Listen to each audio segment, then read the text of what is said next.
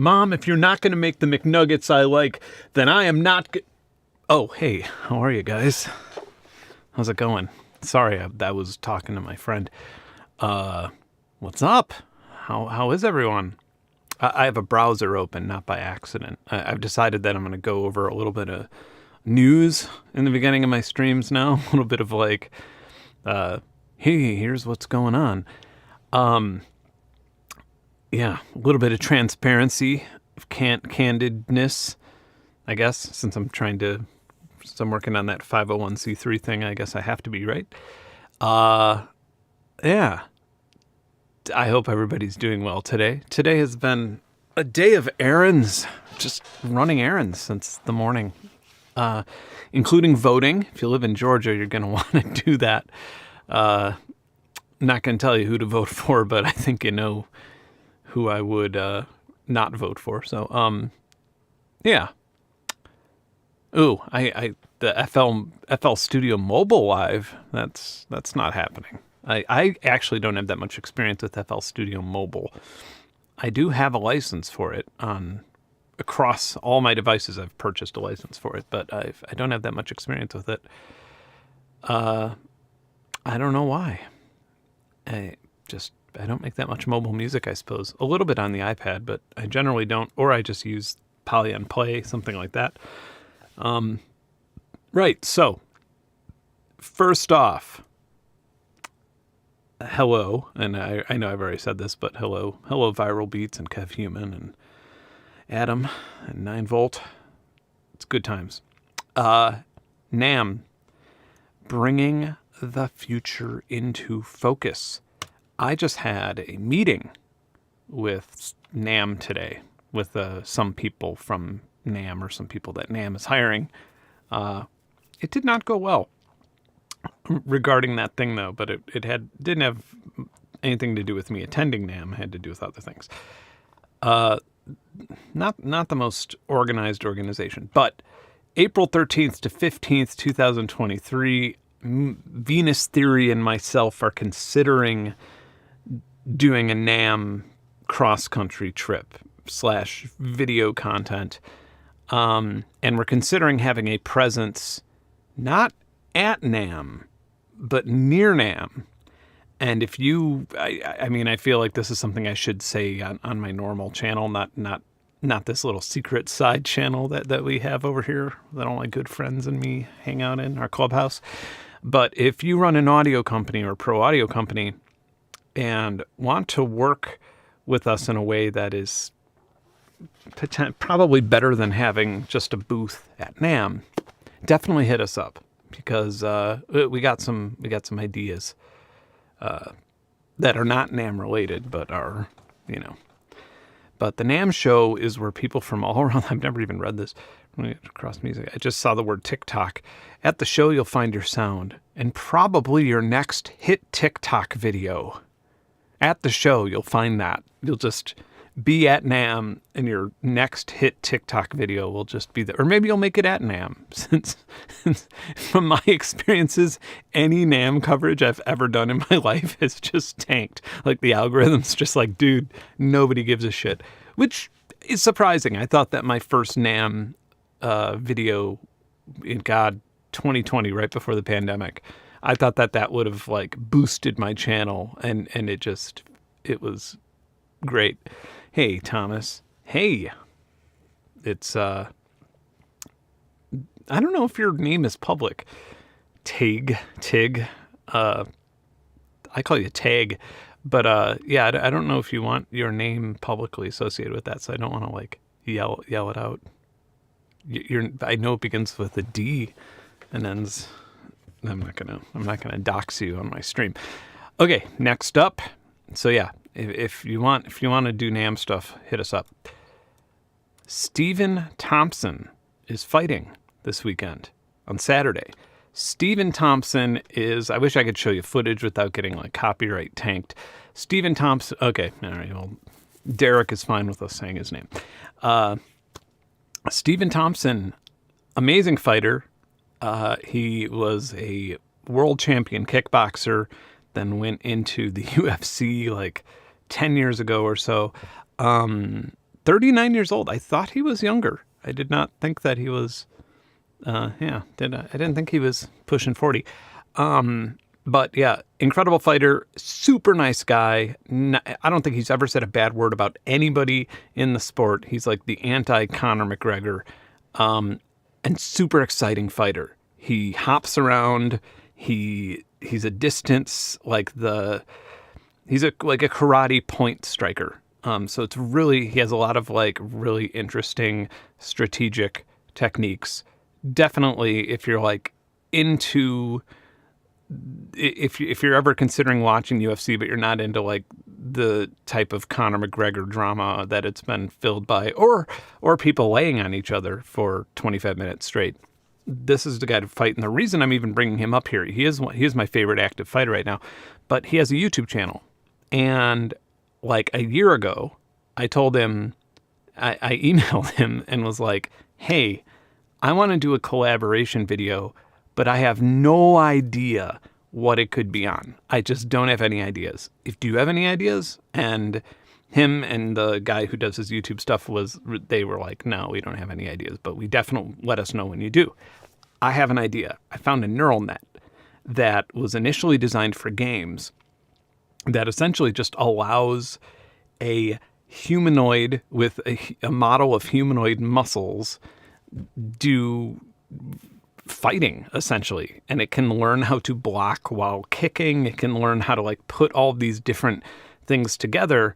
And so I thought it would be really interesting, once he's not busy training for a fight, for one of his videos to take mocap of his training and then show him where it could be improved statistically, like have AI make him a better fighter, or see if I don't know if it actually would work, but it would be an interesting video. It'd be a lot of fun. So, yeah, watch his fight though. It's on ESPN. It's not on a pay-per-view or anything. Again, super, super exciting fighter, super positive, super great.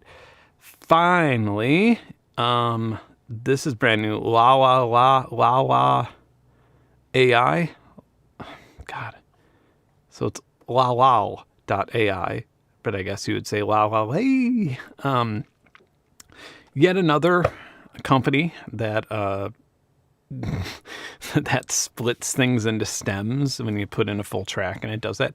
Claims to do it better than any other. So far, I feel like most of the things that we've seen, like in Isotope, Ozone, and our RX does it too, don't they? I think they're using Spleeter, which I think is made by Deezer, but they're using the Spleeters. It's called Spleeter, and that's the algorithm that's doing it. I'm going to sneeze, and it's going to be really loud. Oh, man. I hope I sneeze. It's like way too much right now. Ugh. Okay. Oh, man, I'm not. That's a bummer. Anyway, so yeah, this is allegedly better. I have no idea if it is or isn't, but they reached out and said, hey, do you want to make a video about us? And I said, this is typically how these things go now.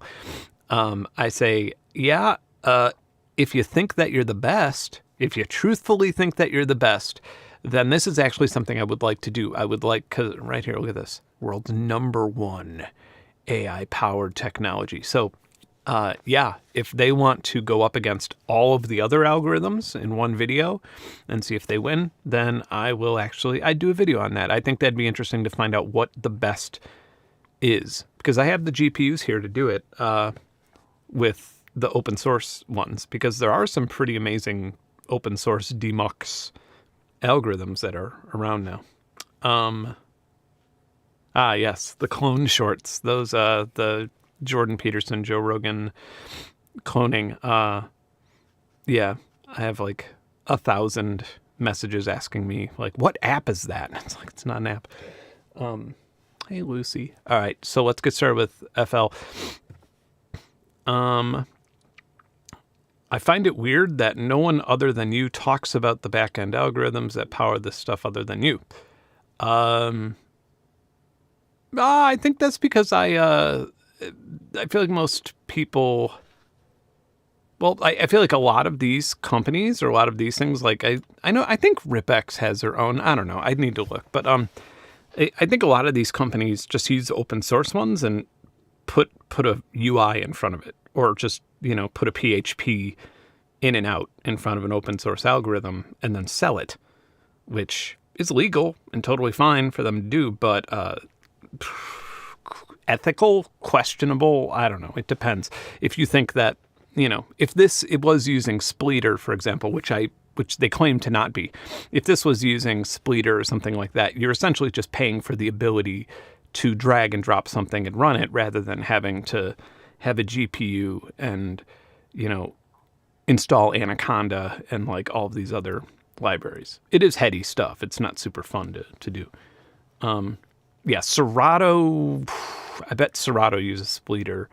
I know that other DJ, what's that other DJ thing that DJs straight from Spotify? I forgot the name of it. I have it on my iPad and I never use it. You could clone Kanye versus Alex Jones.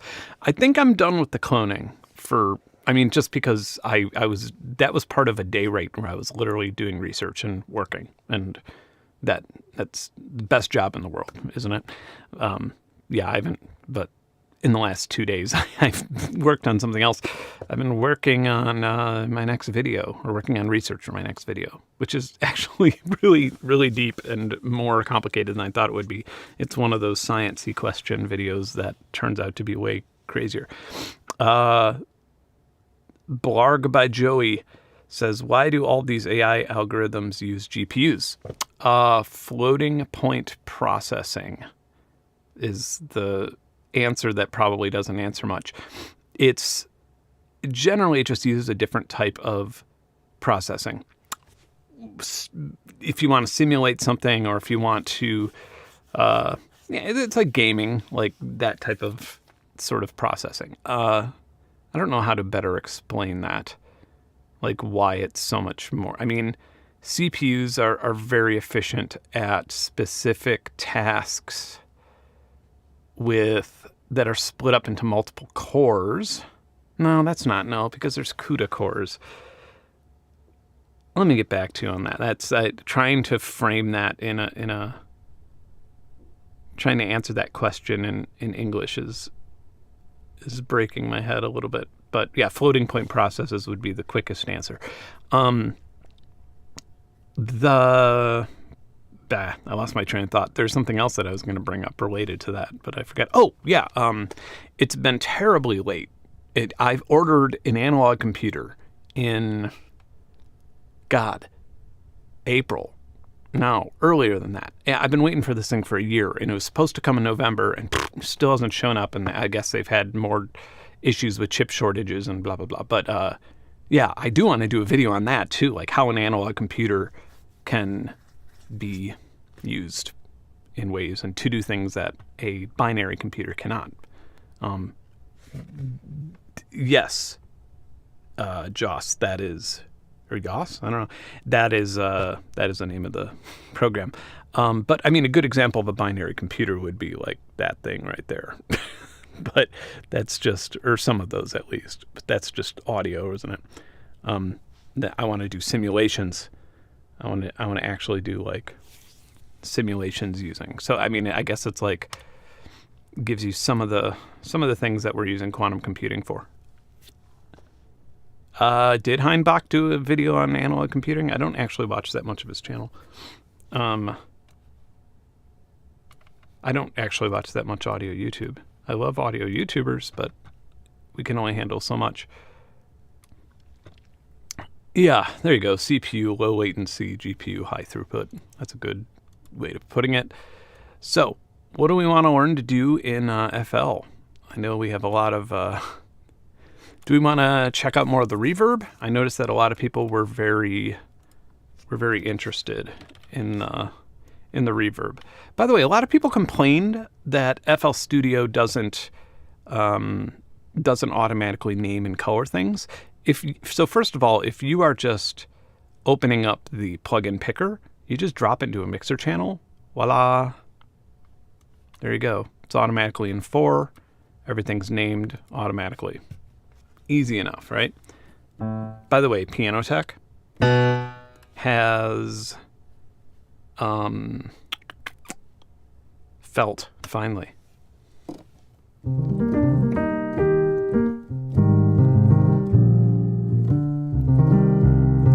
Yeah, sounds really nice. Do they have felt on the tines? No, they don't. And then, of course, the Planet N, which is probably my favorite. I feel like that's actually improved somehow. I feel like what has not improved is the headphone situation here, getting wrapped up and everything. Need to just go wireless. Why is everything floating?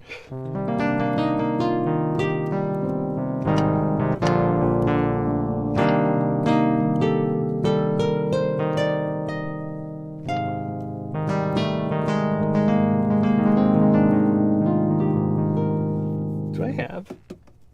Oh. Okay, sorry. My little mode I was on the wrong mode here. FL Studio 21 versus the Slate and Ash Everything bundle. Yeah, I don't know. Wait, what is Slate and Ash? Hold up. Let me look that up really fast.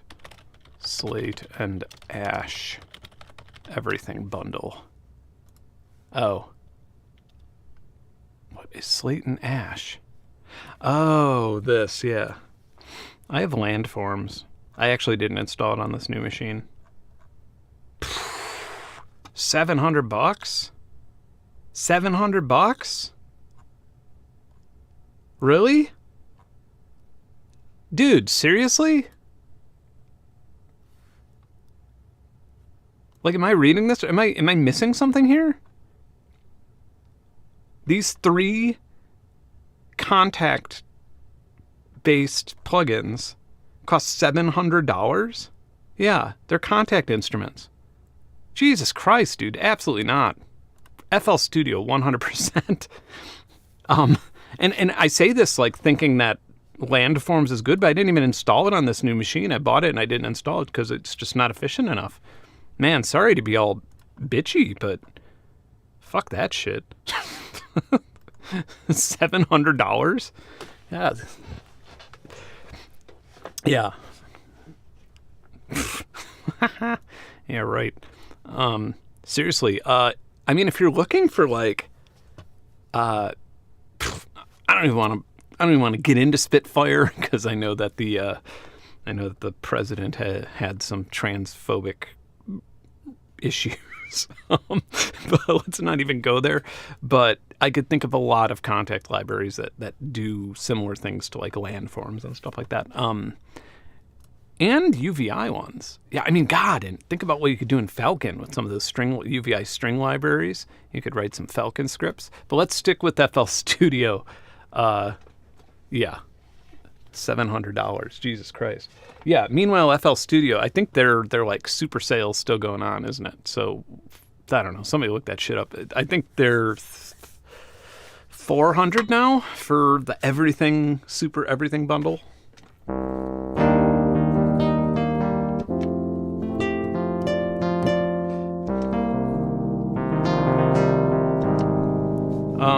All right, so I think a lot of people have mentioned Patcher. They just really wanted to see Patcher things, so let's look at some Patcher things. Patcher.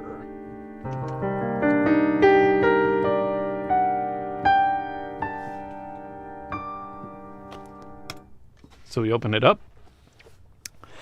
And, well, I guess let's do what I just did already because I actually don't usually organize things that way. Go into... All right, this is Patcher. The end. Just kidding. So Patcher is... I want to make sure I'm not blocking too much here with my fat head. Patcher is essentially a node-based type of thing. So this is to FL Studio. And so I guess if I wanted to, like, load up Piano Tech again... or let's just load up like something really mini synth. I don't even know what mini synth is. Oh, it's for the FL Studio Mobile. It's like a version of that.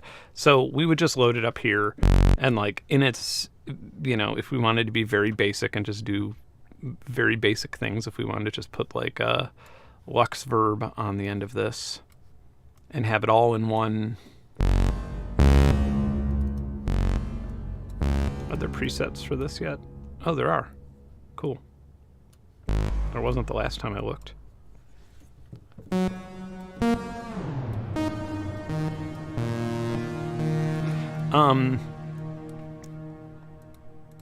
So if we, now I guess you're just like, why would I do this? We can also add a different plugin. Let's say we wanted to also add in Citrus. Let's just choose. So.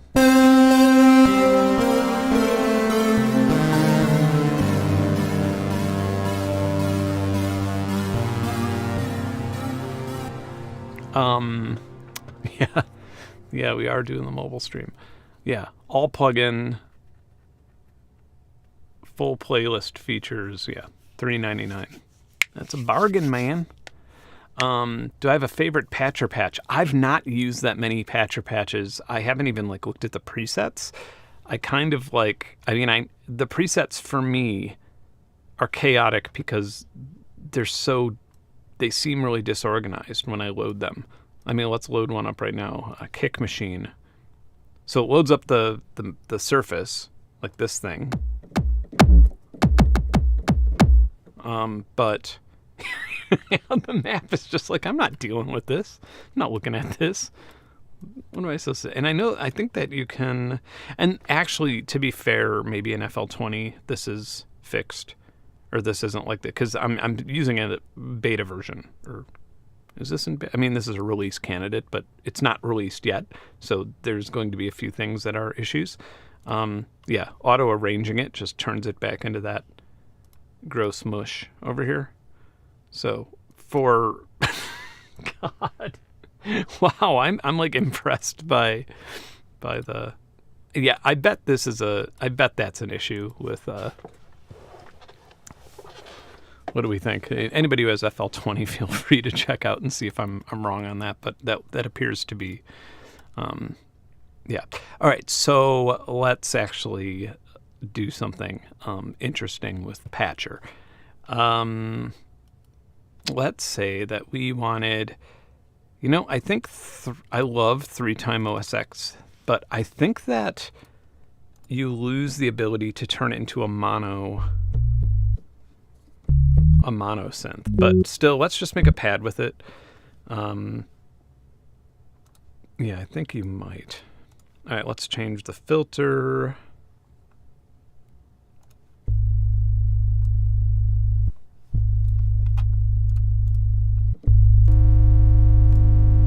So anybody who's 3-times OSX is basically 3 oscillators.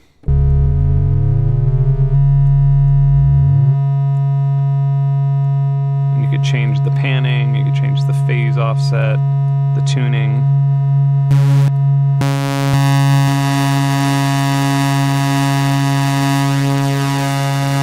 And we could make like a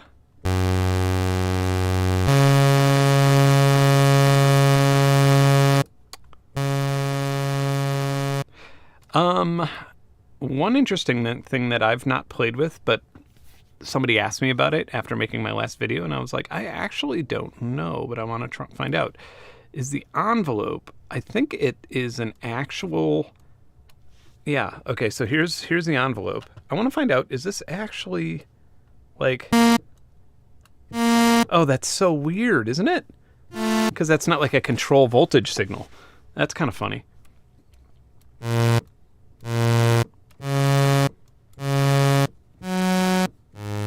Weird.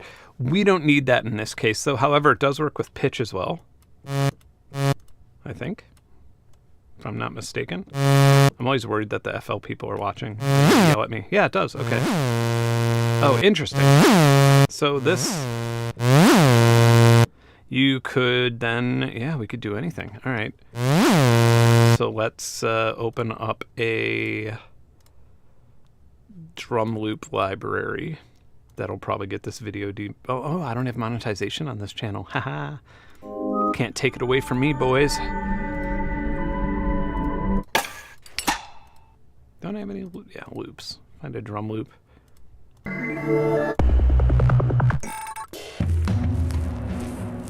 That's interesting. Okay.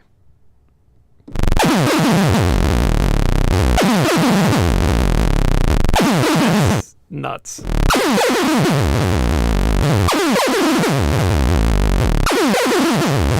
And that's actually in tempo with this as well. You could smooth it up.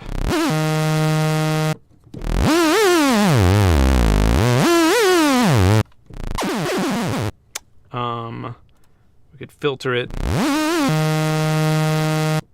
to an impulse, which is insane, but we'll stick to that.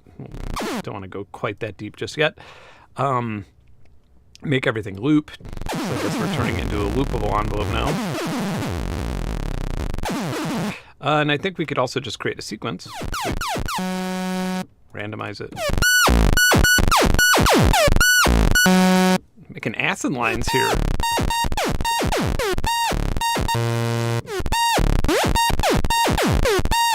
Does that actually fit with the BPM? Make sure.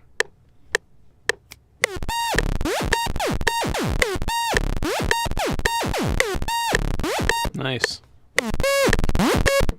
Can Patcher do feedback? Like, can you, like you can in Bitwig with a long delay? What do you mean by that? Try to explain that a little bit better. Like, can you feed something back into itself? And then, okay, so now mod X, by the way. So in envelope here, I'm assuming that we can send the mod X envelope would be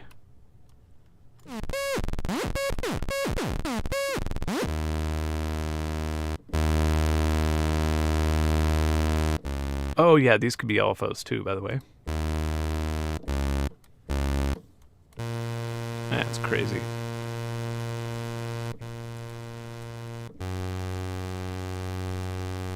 Yeah, all right. I didn't even realize this, to be fair. That's kind of amazing. I've been using the envelope controller, which is similar. Okay, so in Bitwig Grade, you could feed modules back into themselves using a long delay to delay the signal by one sample.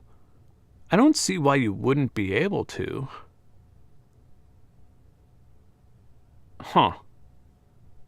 I'm trying to figure out, or you know what? I wonder if, I mean, just for the hell of it, let's see if we could feed 3x into 3x as a, I don't know, as an LFO source or something. So only this one would connect here. This would be the main input. And then this would also go there. I don't know what the main input of this would be, though.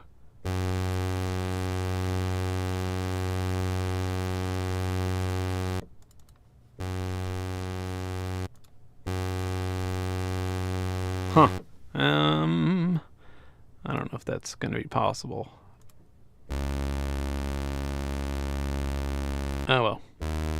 It's worth a try. That would have been interesting.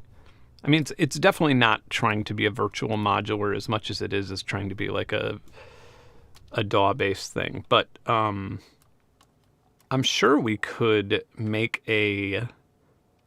Yeah, I'm sure we could make like a fruity balance or something like that and then feed it back into itself that way.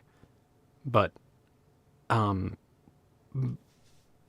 rather than messing with analog signals, something that you could actually do. So like, let's say we had these two guys. And let's say this one's the, let's just make this one a saw, or a square rather. And this one will be a 7th up. So, all right. Now we'll make the filter here. And then the filter on this one, similar. Okay, now on our surface, we can just make any sort of knob, I guess. By the way, you could design your own knobs. They have like a whole thing for that. Where is that? Control Creator. Yeah. So you could like also can make your own knobs if you wanted to. And then bring them in. But let's just use the defaults now. We don't need to make this look pretty. Chrome line. There. Big knob. Okay. So I'm going to go for like a Yamaha Montage style big knob. Let's call it the big knob. Let's actually call it the big filter knob. Okay. Go back into this mode. Does nothing right now, but what we're going to have it do. So now we have this knob here. I'm going to go in the inputs, parameters, filter frequency. Find that. And now, oops, we're going to do that. So now one of these. Got it. Cool. So we can also do the same thing here with the filter. And I know this is like, wow, Ben, this is really cool. You could just do that with the actual filter thing there, but I'm going to show you in a minute why you might want to use this instead. So, okay, so we got filter frequency here as well. This should be both filters.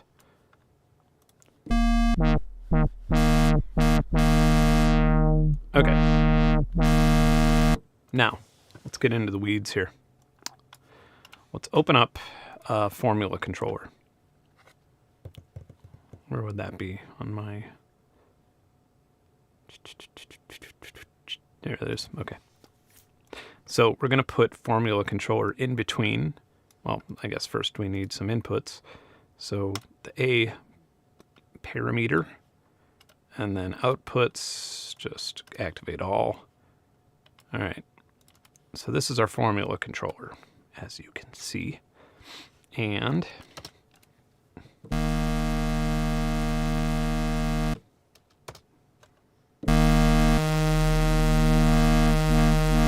so now we should have the same thing that we had earlier.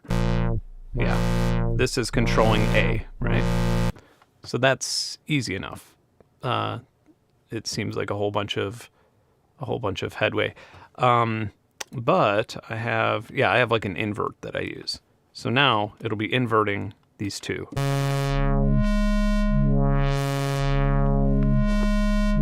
So, yeah, if we even play a chord.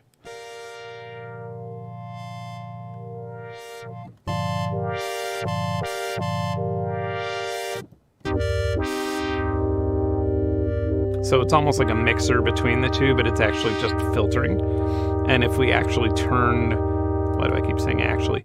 If we actually actually turn the resonance up on these, it'll start getting a little bit more interesting, I imagine.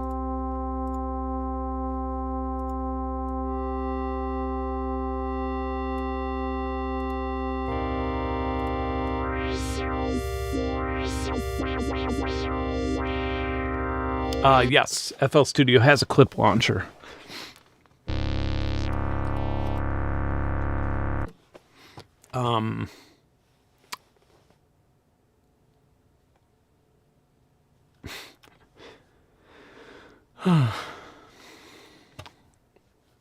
So also Formula Controller, while we're doing that, I'm just going to save this preset really fast, just in case anybody, sometimes people ask me for presets.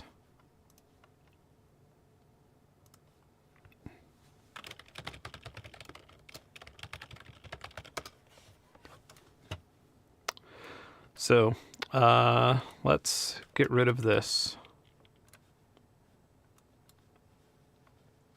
Burp. And let's just have this go directly into this controller here for now.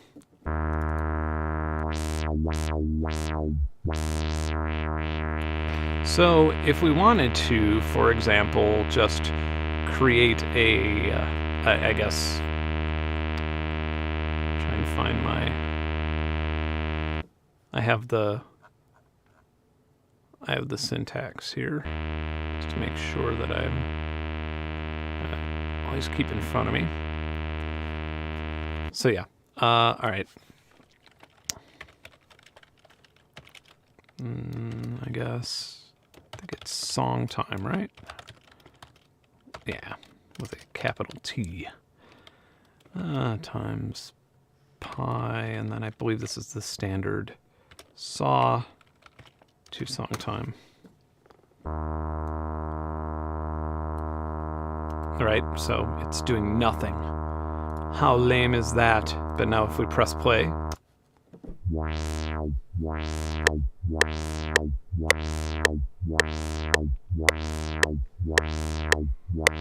Okay, so now rather, if we wanted to have,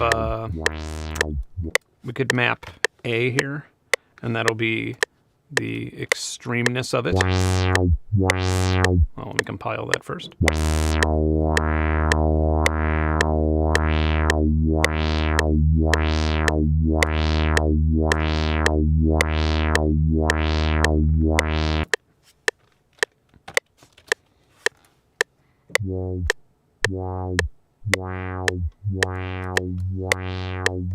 Now we have a little bit more control over the things that are going on.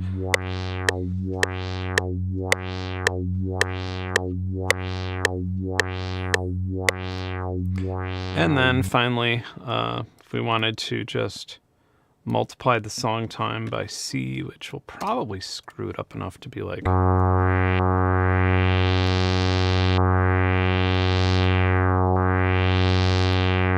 Now we can make some more interesting LFO shapes. I guess we could also...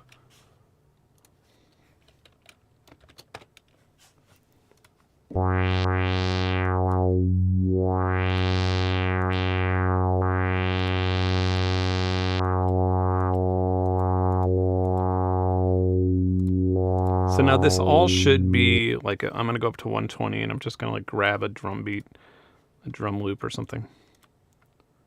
I think I have some in beat scene, right? Beat scene, that sounds, all right, let's go down to 100 then. And go into my song window here.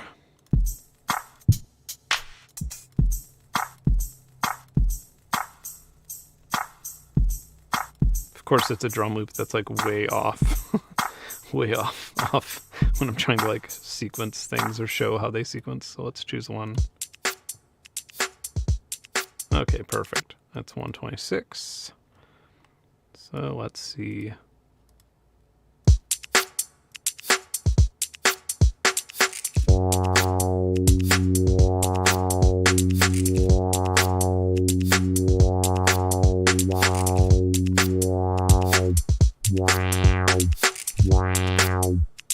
So it's kind of living in the, it's kind of like random, but also sequenced enough to be.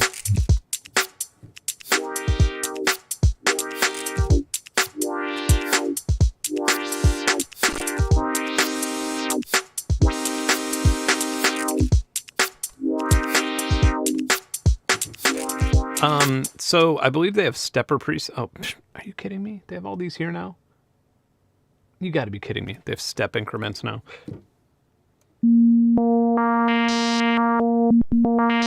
Wow. All right. That's so funny that they have those there. I didn't think that they did anymore.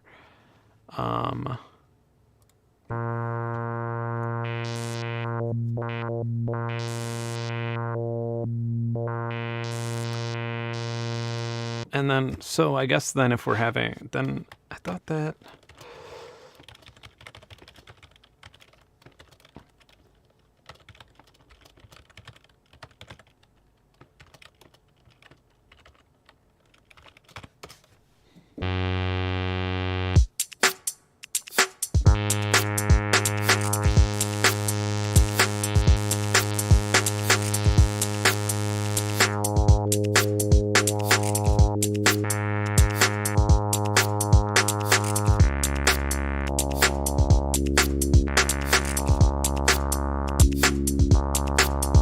So this is essentially a sample and hold.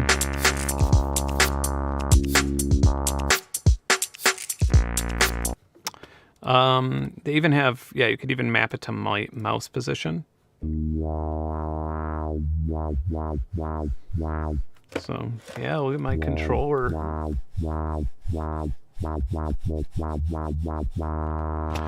Cool. All right. So anyway, that's a good example of how you could kind of get this to do, like if you just want to make a slight change in something, like a slight mathematical change. And it could be something like very simple. Like I said, like we have this knob going in here. And if we just had a, so like we have this knob going here.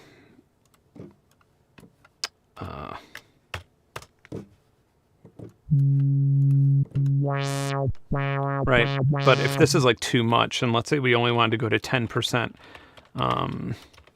we could compile that, and then this will be our filter maximum, would be 10% or 50%.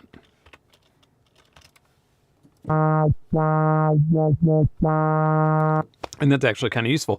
And if we also wanted to create like an attenuator, like a really fine tuning attenuator, we could also do this.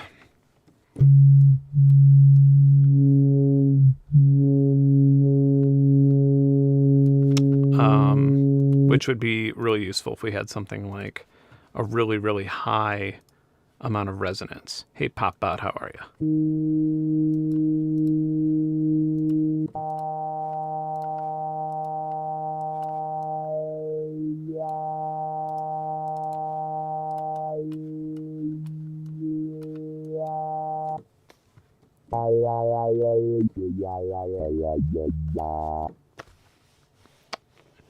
Yeah. Yay. All right, we got through that part. Let's let me load Piano Tech right in here, and we could have some more fun with Piano Tech and maybe some of the newer things.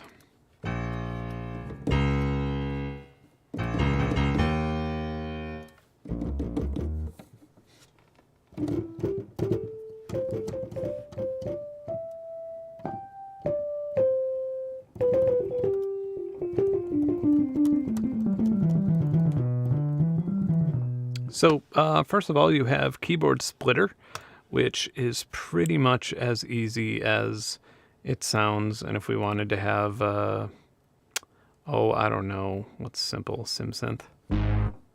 So if we wanted to have, I bet there's even some presets here, aren't there? Yeah, keyboard. So a 3-zone split. Or actually, let's have a, I like the idea of fading between zones. That's kind of crazy and foreign, isn't it? So we will have a zone 2 output. Might even want to try a zone 3 output. The zone 3 can go into here. And the zone 1 can go into there. And I guess we could try, do they still have pluck? What the hell's pluck? There it is, plucked. This cute little old school one. Zone 2 can be plucked. So now on my actual MIDI keyboard here,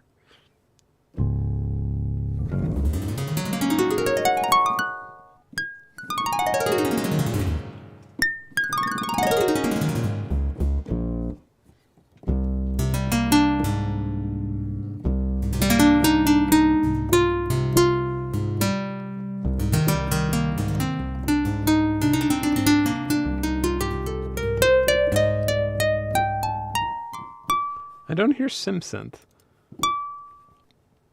Oh, is this because, are we on 2-zone? Yeah, okay, sorry, we're on 1 fade. Derp. Derp.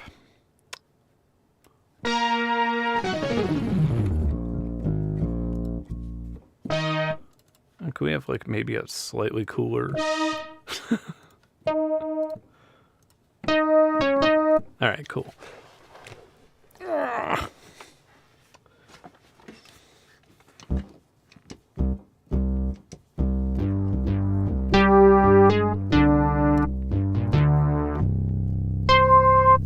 So yeah. And if we wanted to have it just be like a flat out split, we could change that envelope like so. We just draw it right in.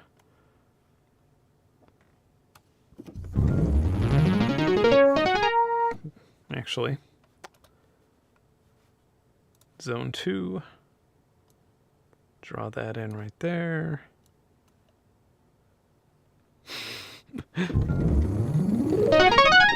Yep.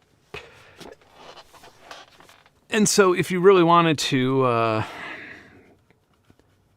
actually don't think that this has all of the features that, not that you would really need to, but yeah, you could do manual mapping too. So I guess that's, you don't really need them. No, it's just things aimed at my penis again. That's good.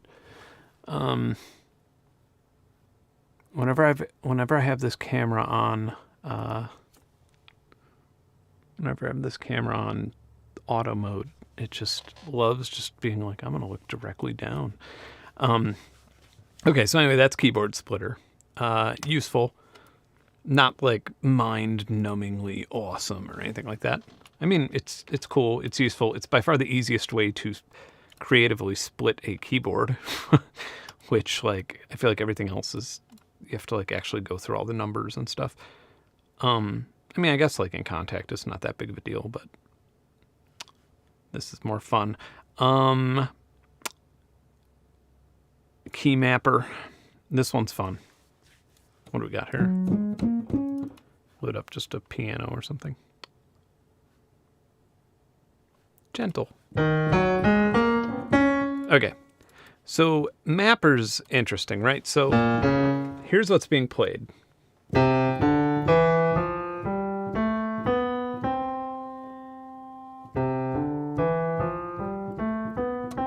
Crazy, huh?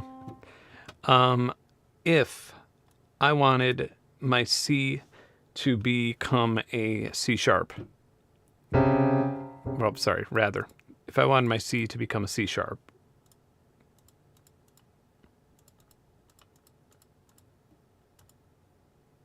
so I guess you can't really see what I'm doing down here, but I'm pressing two different, if I wanted all of my keys to become a C sharp for some ungodly reason,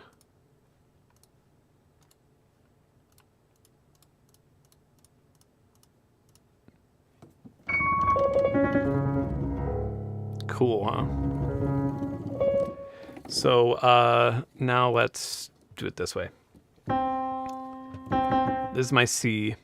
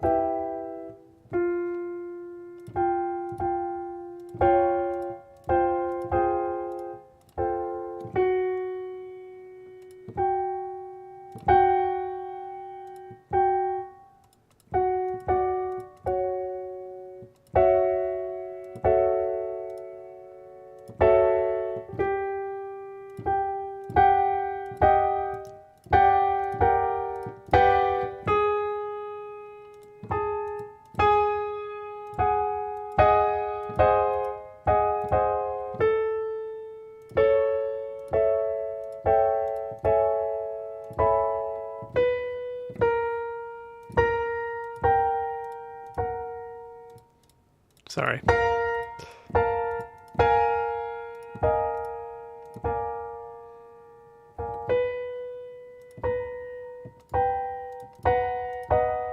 Okay, so now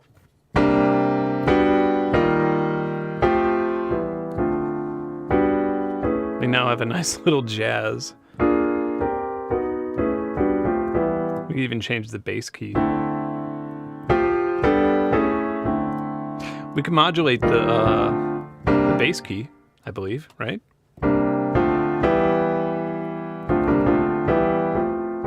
Yeah, you could put a circle of fifths in there.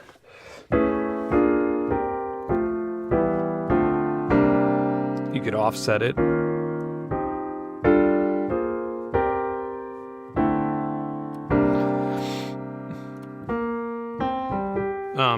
Yeah, you could also, if you want to go really nuts. All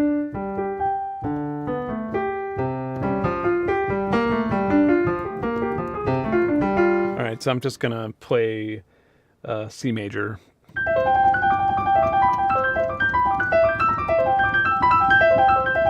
Yeah, C major chord.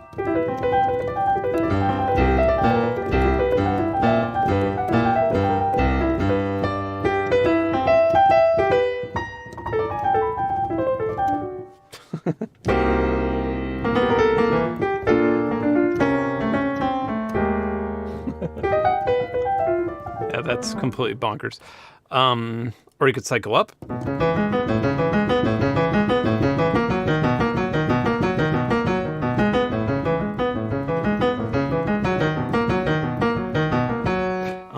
And so now I guess if we get into like the crazy piano roll features, that could become really useful too. So let's turn the grid on really fast. Boop. Go into here.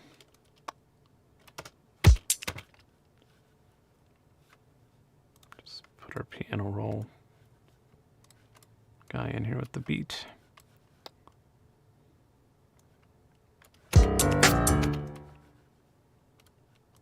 Sounds like some sort of like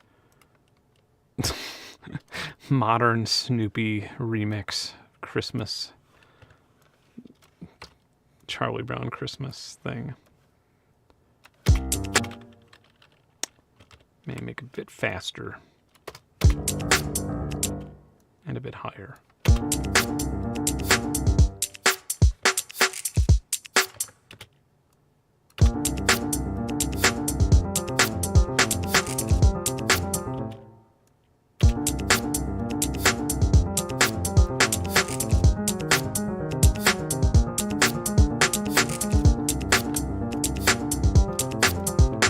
I'm kind of curious what happens if you play multiple keys.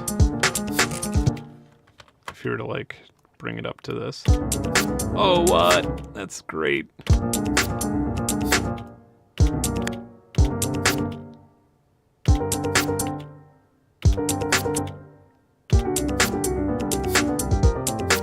Wow.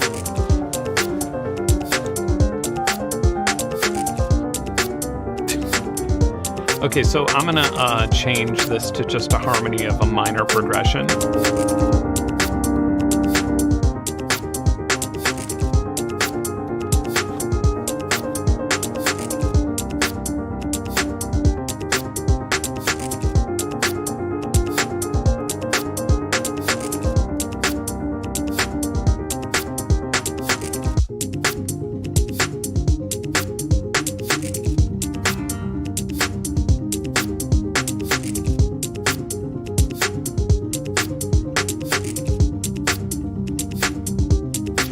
Yeah, I feel like VFX Sequencer is its own complete thing, but sure, why not?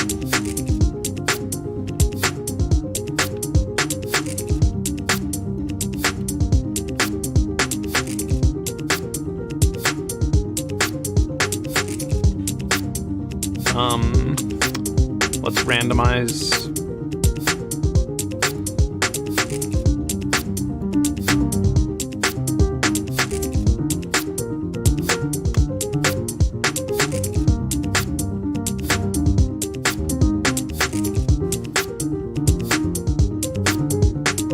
Well, one thing that I also can do, though, I can take just some of these, like up here, and I can bring them in to play like play on, yeah, this step here, which is going to sound a little bit more organic and crazy.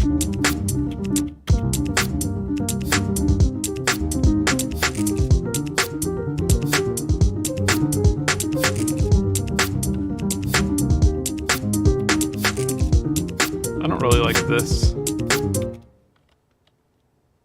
last note. Yeah, that's better.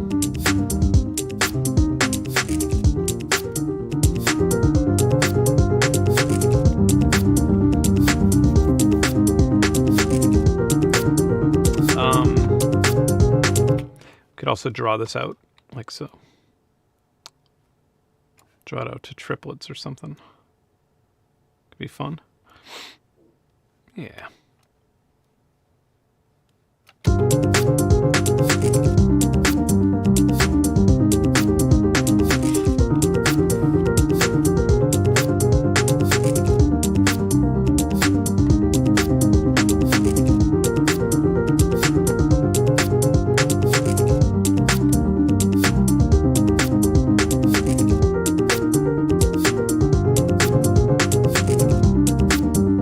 Essentially writing a fugue.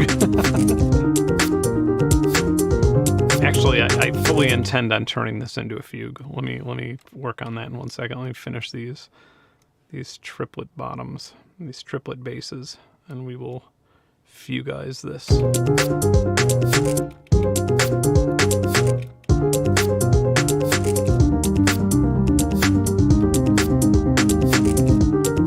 I think everything we're using now is in FL Studio 20, by the way. I think you can play with this right now.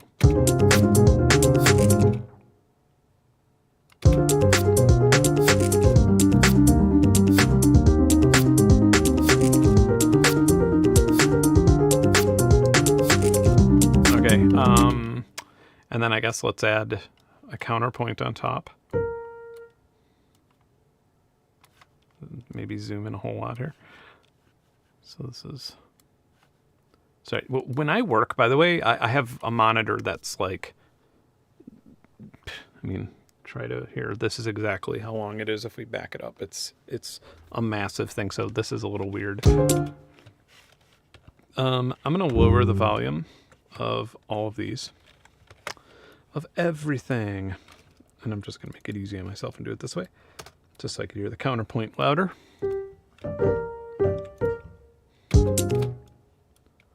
All right.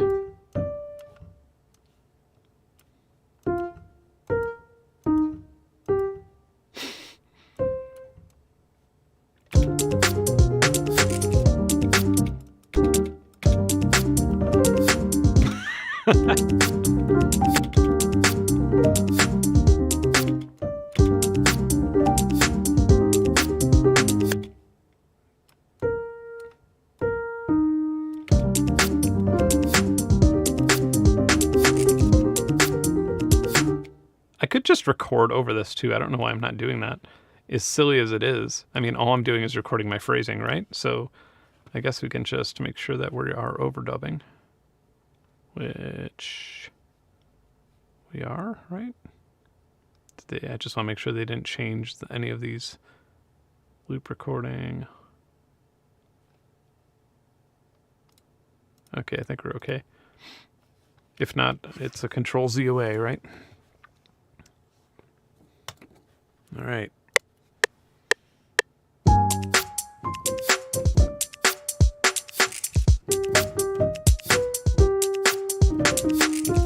Okay.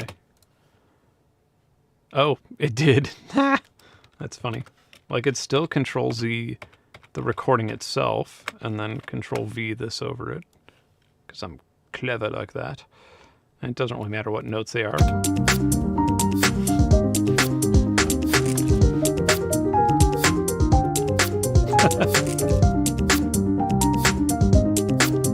All right, now, just for the fun of it,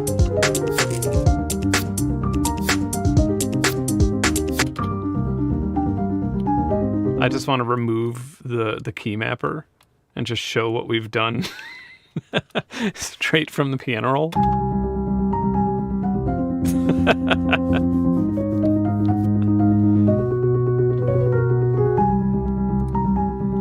We're not so for anybody who hasn't noticed yet, we're not using VFX sequence. We're not using the new one. We're using the old one. We're straight up hamming it out of the old school key mapper. We're just seeing, you know, what we could do with the with the key mapper. I think I've actually made some other chord things here. Yeah, a Benn map. I don't know what this is. Probably something jazzy that fits. Yeah.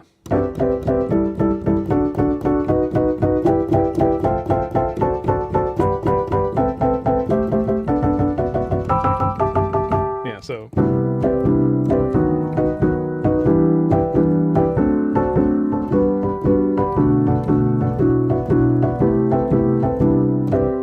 That's a Benn melody, isn't it? And of course you could keep things in scales.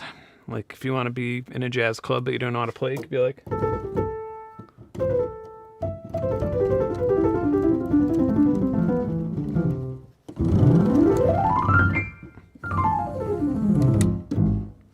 all right. But speaking of the new one, do we have anything else to check out? I feel like that's like the headline act, isn't it? If we're going to be looking at patchers. I don't even know what the color mapper is. What is the color mapper? Yeah, I don't know. I've honestly, the name has just made me think like, oh, this is a distraction to finish writing whatever I'm trying to write. I bet it's way cooler than I imagine. I'm gonna have to look into that. All right, level scaler, that kind of tells you in basically if you want to scale your velocities, you can do that, which is really helpful in some things, by the way. Like I've noticed, you know what I've noticed has really bad velocity scaling is, speaking of FL Studio, sorry to crap on your plugins, guys, but Sakura. I've noticed like when I make Sakura things, sometimes they're just so loud and I don't know why. Sakura is like a string emulator. Let's turn all these resonators on here. You could give resonators extra feedback. You could have the damping amount. And it actually, you could make things that sound really, really good, but sometimes they get so loud. Sometimes the soft is too soft, etc.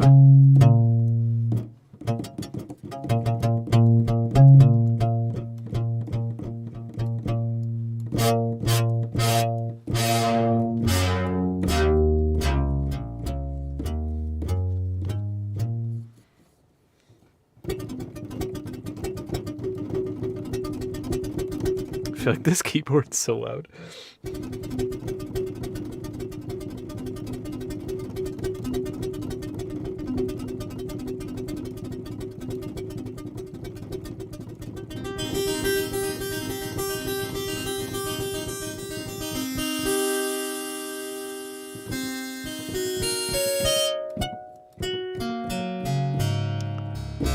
Okay, so anyway, if we wanted to use leveler here, or level scaler, you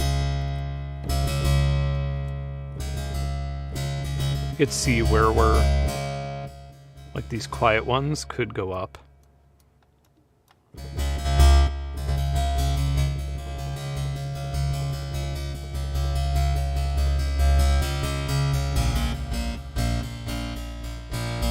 There, now this should be.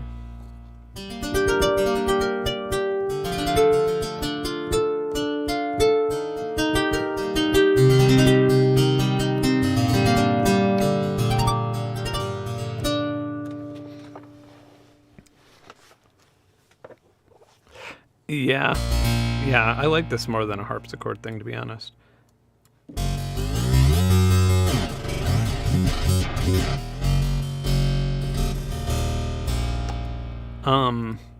By the way, if you really want to make beautiful, gorgeous string sounds with something like this,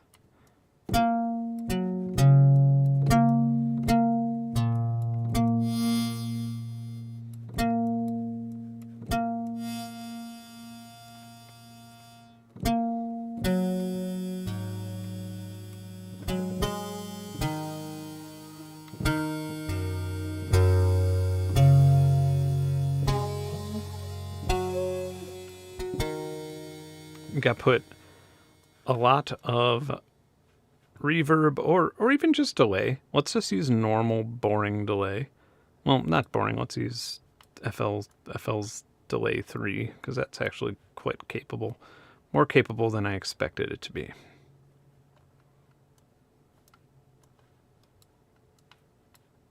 Patch that in.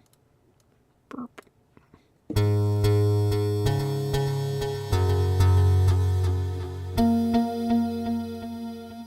Slower. Okay.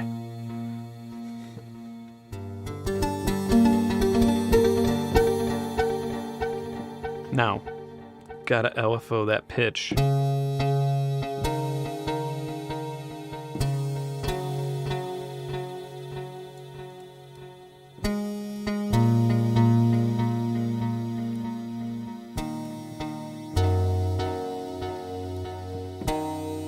I feel like that's not working, but I kind of don't care either because we could just do it up here. Can we just route this to input, audio, events, tune? There we go. And then we can create a patcher envelope to make some odd tuning.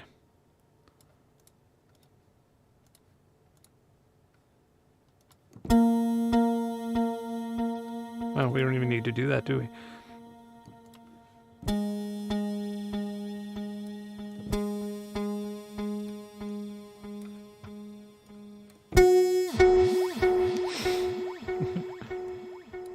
Loopable, please.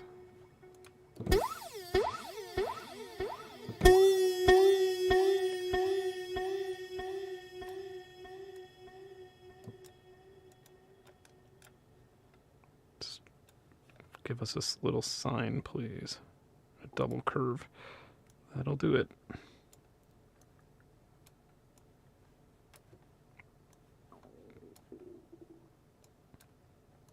All right, there we go. It's kind of a goofy sign, but there.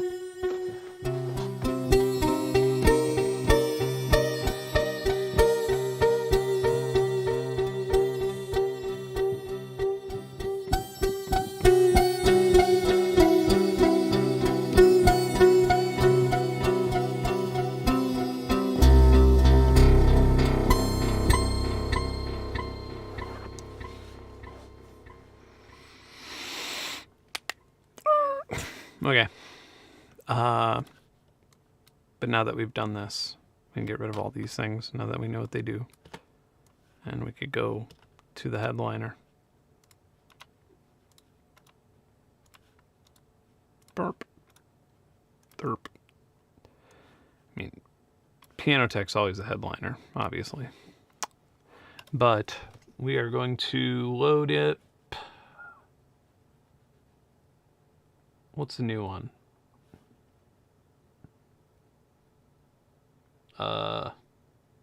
Yeah, there it is.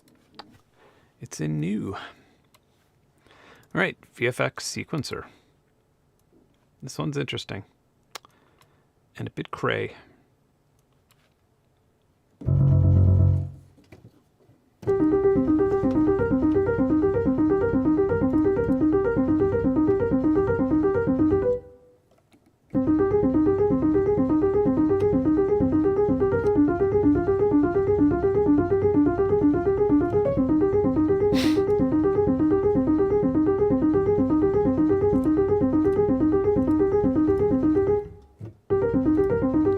So you could, so I am, that's my input filter that I just edited, right? So we could, let's set it to 2 bars. And if I want to change to something else, I mean, it's kind of going to,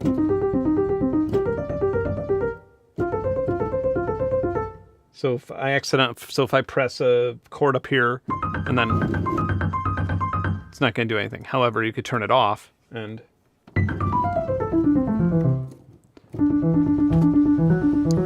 I don't know where to start with this, to be frank.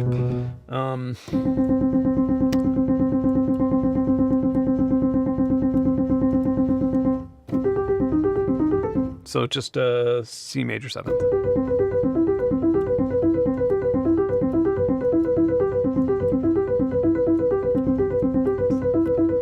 So the root, if we choose the root for everything, it'll just be C.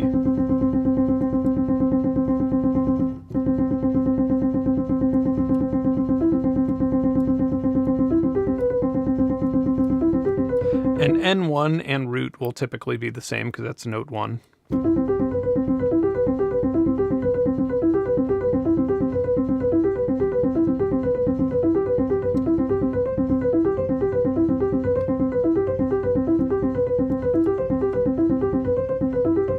Okay, now we could obviously select velocity.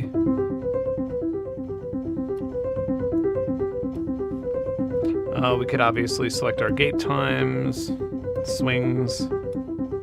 You could force it into certain scales, but let's not do that yet. It could even detect the chords and stuff, but...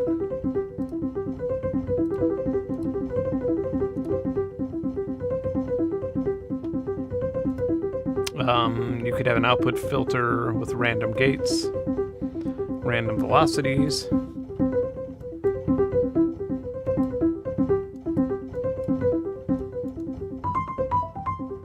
You could change your semis, your octaves.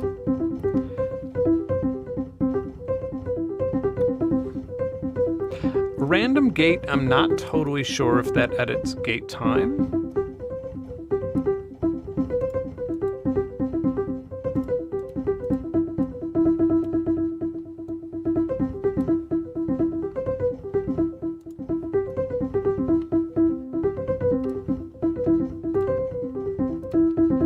Okay, so maybe it, I'm trying to see if it actually, no, it doesn't. Okay, so now over here we can have, we could randomize the type of step that we have.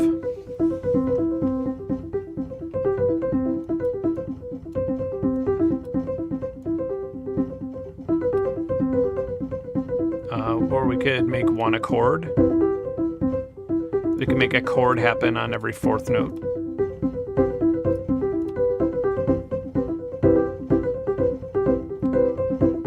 We could have a rest right before the chords.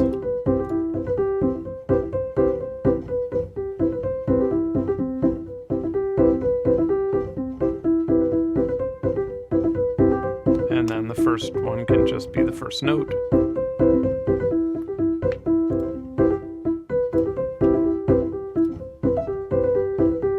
And then we could also do scale steps, which are crazy.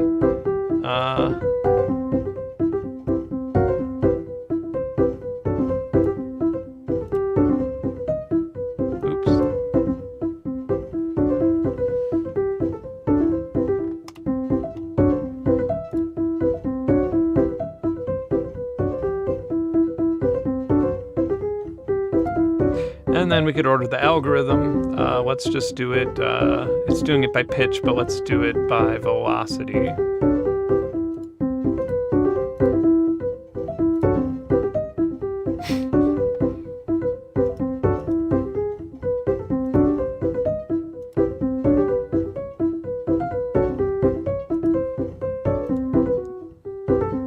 Or chord normalized, or chord as played. Let's go back to his pitch.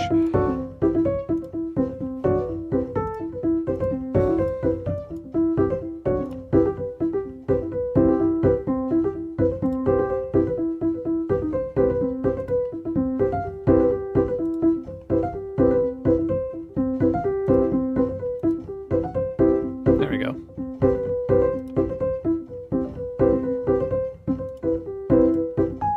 And so if I like go nuts with the scale steps here, and it just sounds like pooey, then we can force it to a harmonic. Well, I guess let's just force it right to a major.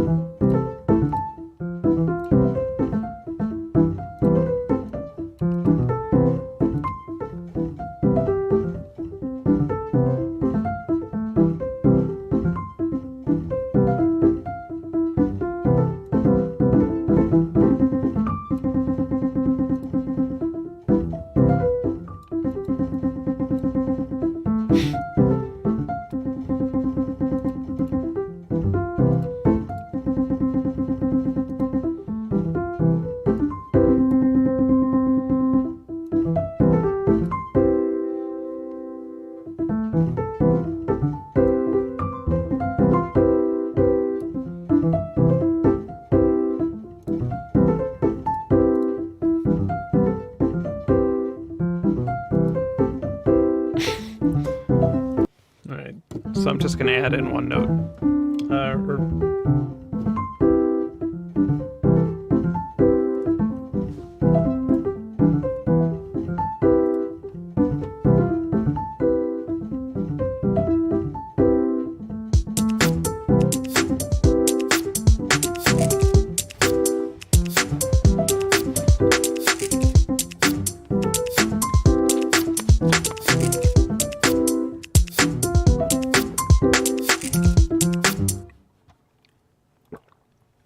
Crazy.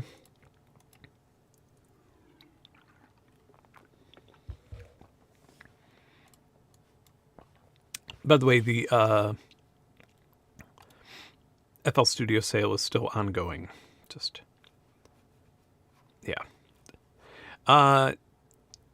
So yeah, we could also change all of these things with the knobs, which is going to be so interesting to see what people make. Because you could even change like the gate steps.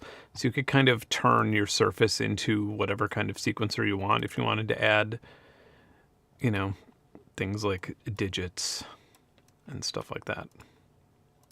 So that'll be fun. Yeah. I feel like I'm going to go pee and then make actual music. Or, I don't know. I don't know what else. I mean, there's a lot to do here. I guess we could play with Harmor. You could always play with Harmor forever.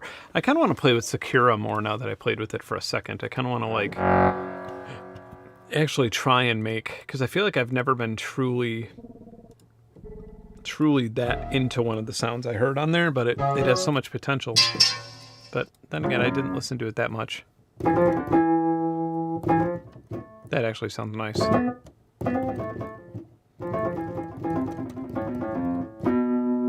Huh. That actually sounds really nice.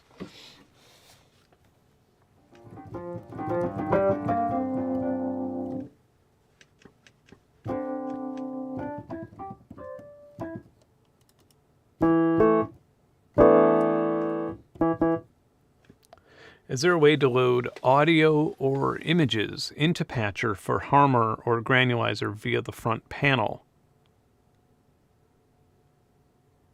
Let me think of that while peeing. Be right back.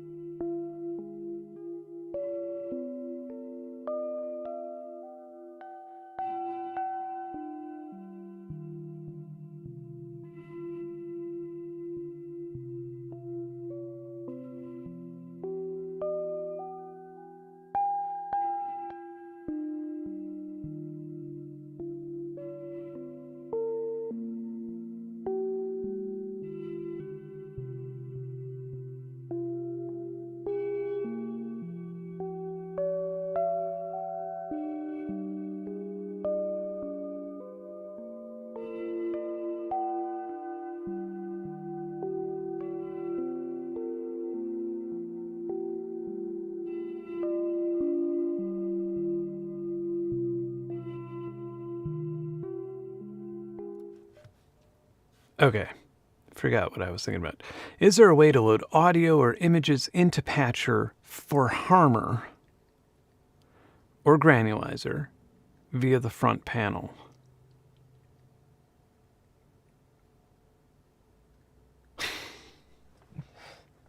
That's a toughie. Not that I could think. Do you mean the front panel of Surface? Because I would say no. But that is a good question.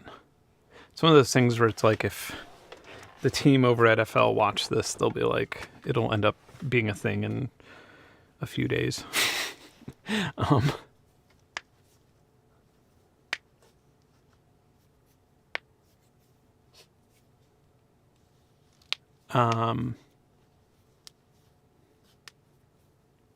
A pet that uses granular harmor that's ready to go for my needs without another effects chain.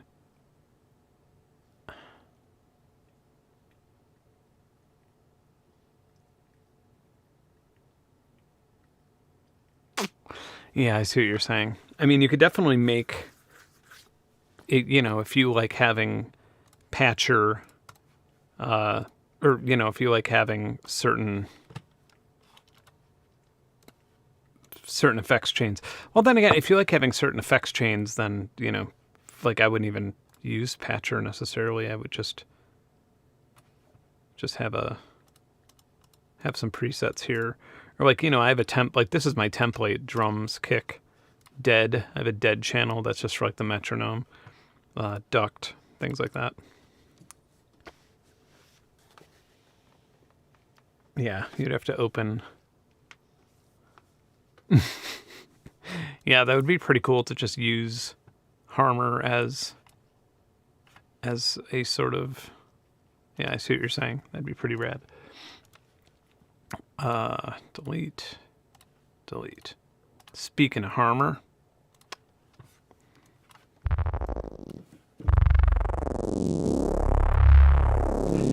actually, I think I have.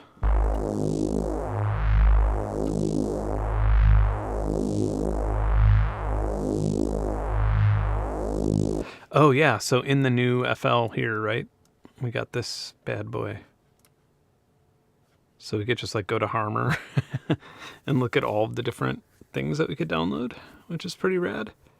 I think some of these you have to buy. Yeah, the Vila. Didn't one of these have a demo? Tevlo. What's this? Yeah, download free demo of Tevlo vocals. All right, I'll listen to some Tevlo vocals.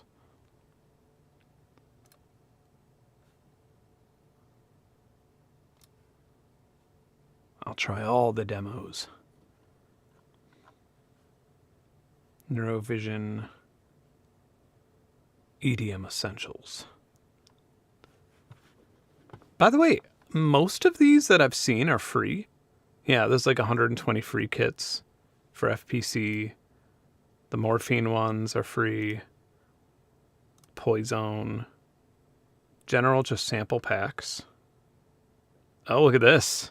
Anybody ever hear of this? Some Underworld's impulse responses. Wonder who made those. Crazy. What does the preview sound like? Woohoo!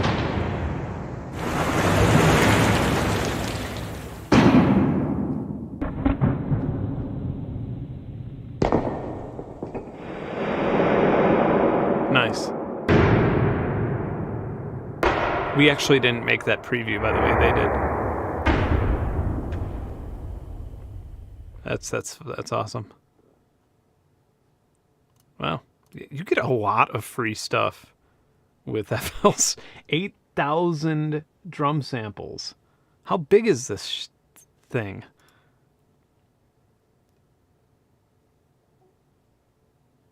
Wow. Super Drums 8,000. Well, shit. Well, shit. Sitar Works.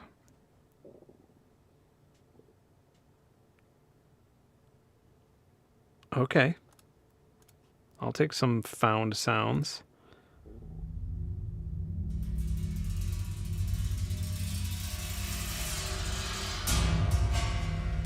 Damn.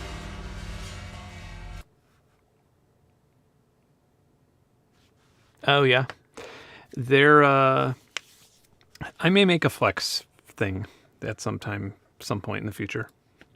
I've looked at the programming interface for it. It could be fun. This is funny because I do this so infrequently. I only really do it on... So these are the impulses, underground. Yeah, I don't think it's going to load directly into that. I think the things that I downloaded from...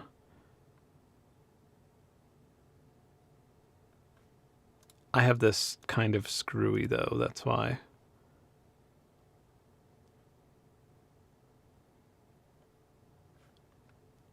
Trying to think where these things I just got would be. Well, I bet I could just right-click and locate them, right?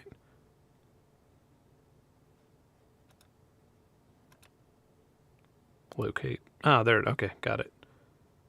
And this is the direct wave. Oh, okay, I see now. This makes so much more sense. Data. Samples. Maps. Maybe not. So then where would the harmer one be? I would have to load it. This is my own ignorance again. Don't blame.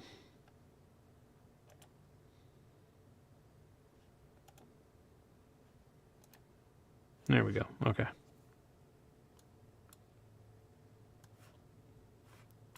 They say you can fall in. They say you can fall in love 8 times in a row. Oh no. Oh, it's all here. You can fall in love Isn't it? 8 times in a row. Oh no.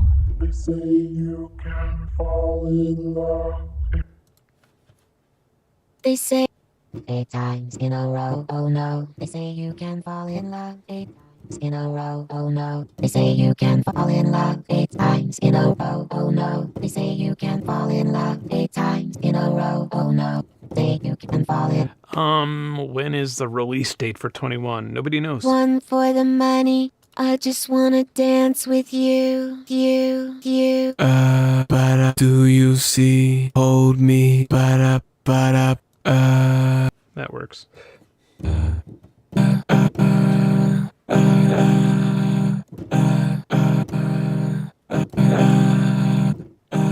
To give you a better answer on when to expect FL Studio 21, very, very soon, but they are very not the type of company to make a release date and stick to it by all means and then release a product that isn't thoroughly tested.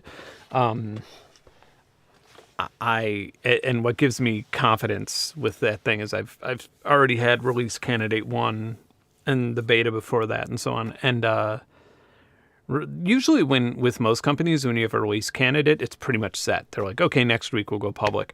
And like even FL Image Line's like, no, we're going to spend a while with the release candidate and see if there's anything wrong. And then sure enough, they found some like very odd bugs, like things that like I probably wouldn't find. And then, and now that's in release candidate 2. And then they'll, they may patch it again before releasing it or not. But that's, yeah. Yeah. I kind of wish we could,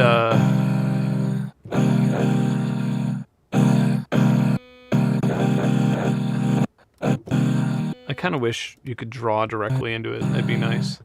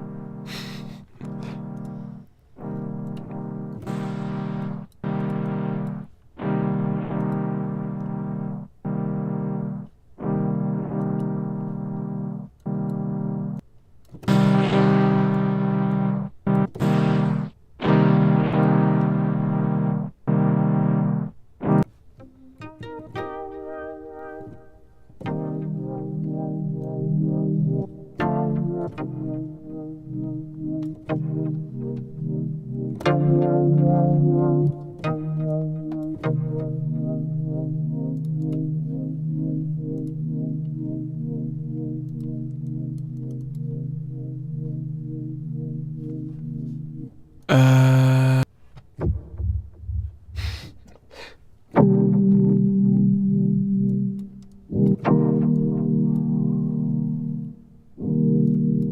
I love this just being, I love things like this being the driving modulator.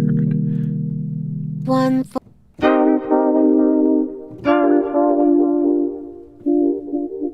I just endless.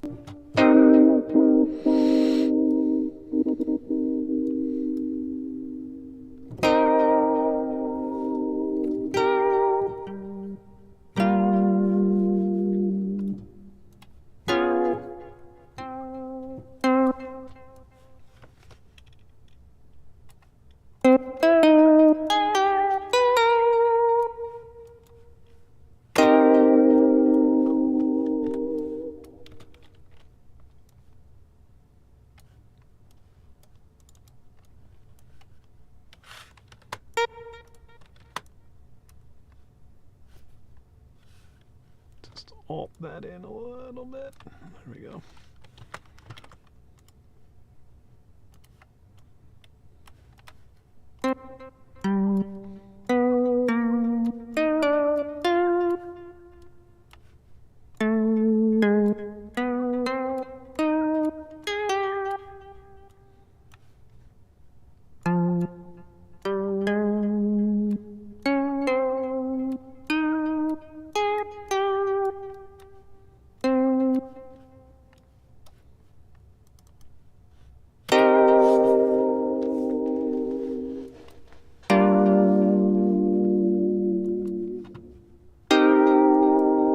Hey.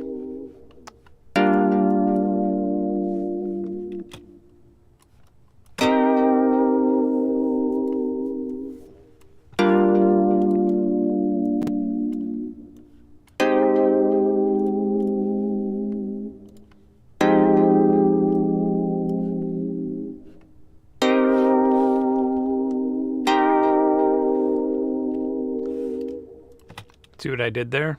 So if you, let's say I rename this to like Jade Chime and then colored it, I don't know, pink. Derp. Control L. Look at the mixer, look at the mixer. Derp. Automatically drops it in there.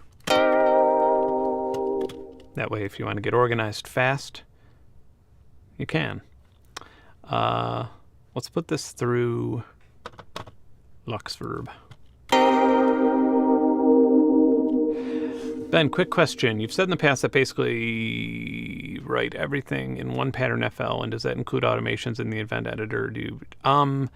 Typically automations in the event editor, unless it's like something that's extremely repetitive for a reason, but I really like giving myself as many reasons as possible to keep things changing at all times.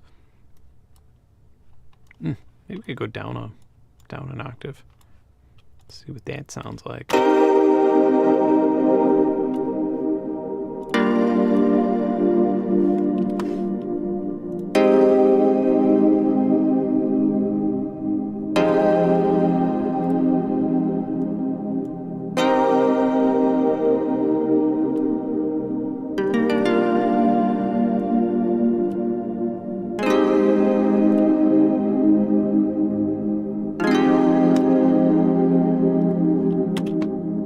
I feel like this could all be in half the time and sound just as good.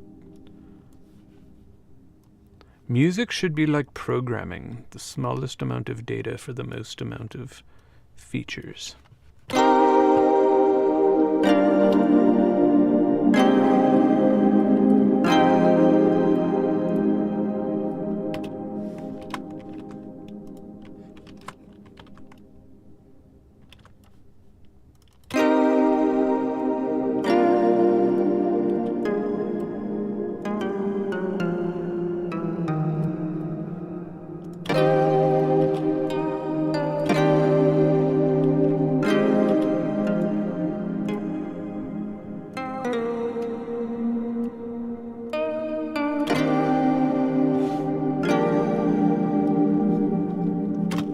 Sit with that for now.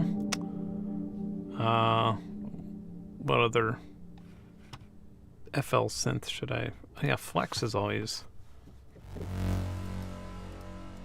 They do have that bass. They do have some sort of bass thing now, don't they? Bass guitars.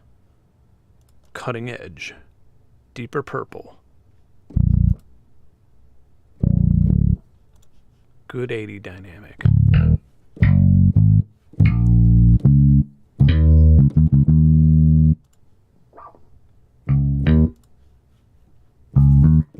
Perfect.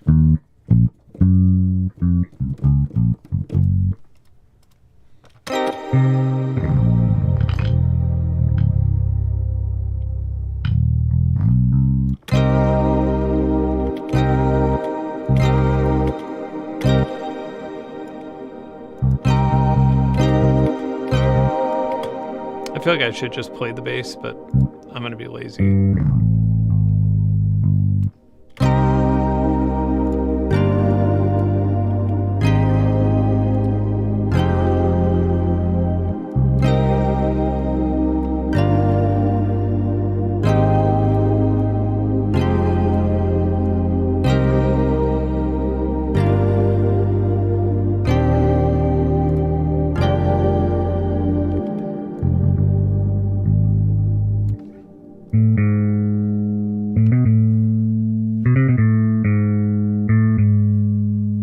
I feel like we could drop that last. I love adding basses because you find out so much about your track. You find out so much about your harmony when you're adding a bass. You're like, oh, we are in this mode, aren't we?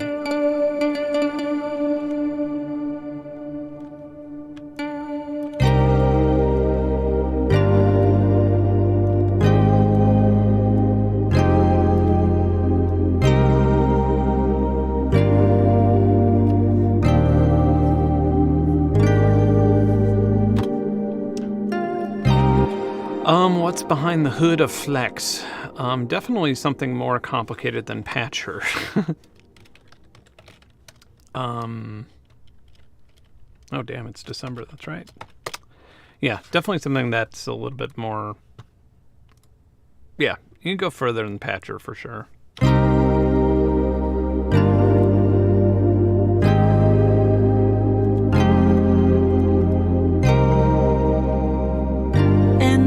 Nights awake, I'm plagued by thoughts of endless nights awake, augmented by time. I think I'm over you, cause you left cut deep inside an accounting sheep to help me sleep. That'll work. Doesn't work out. Oh, doesn't work though. Counting sheep to help me sleep. I'm counting those sheep. Oh, there they are. Counting sheep. Help me sleep. Doesn't work at all. Counting sheep to help me sleep. Doesn't work at all. Counting sheep to help me. Sheep to help me. Work at all.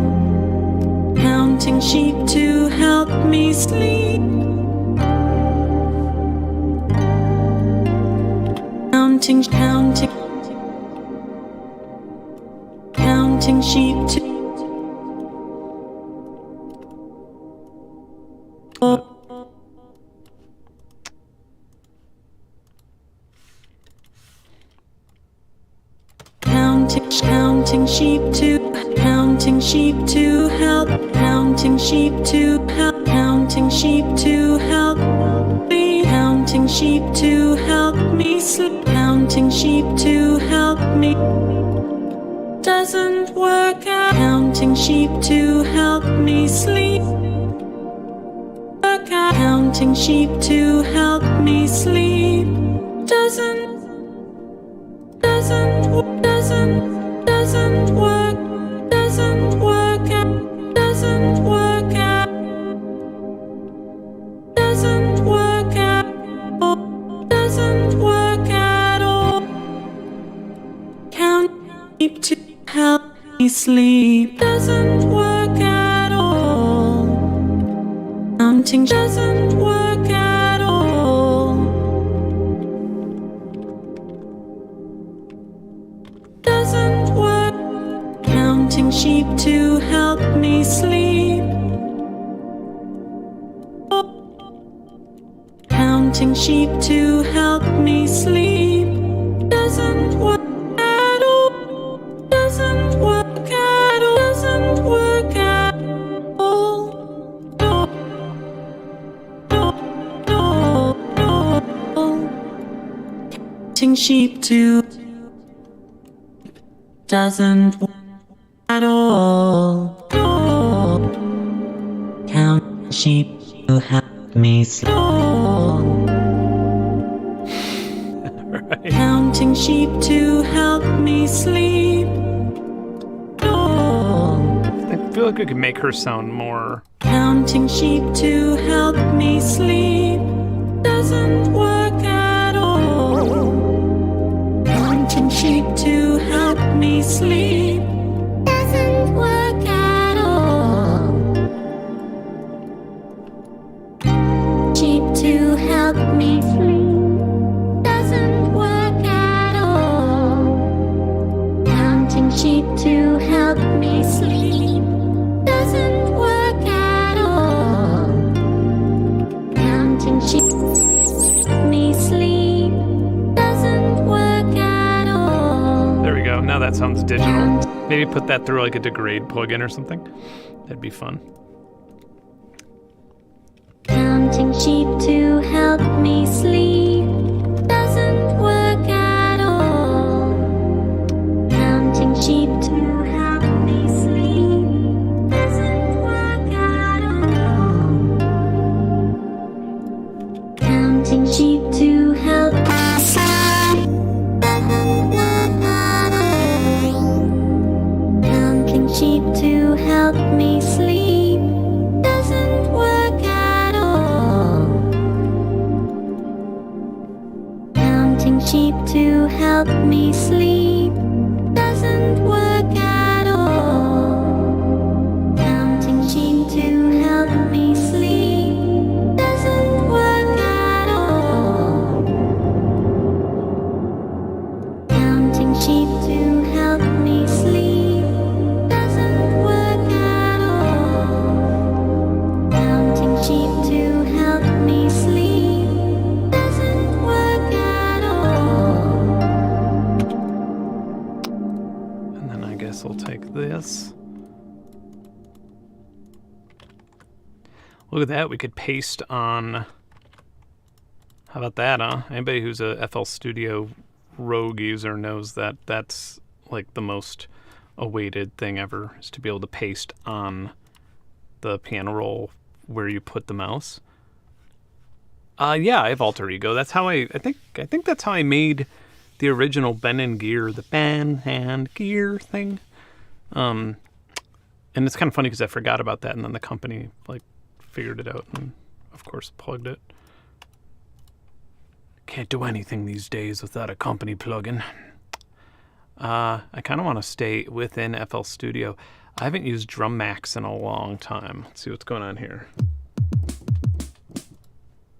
I know that they have a pretty big library of not the most impressive sounds.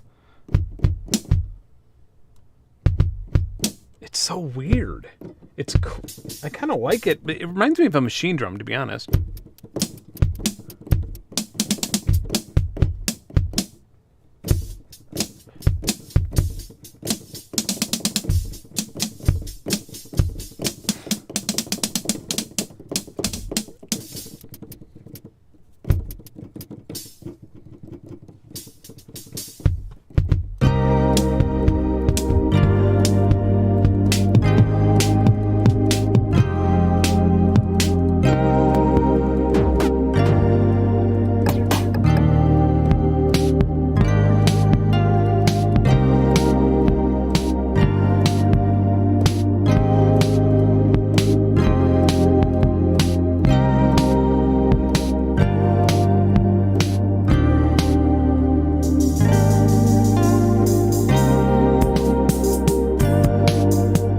we already have. I forgot there's patterns. They're not terrible. Whatever. Saves us time for a second. That's fine with me. Usually not into that, but...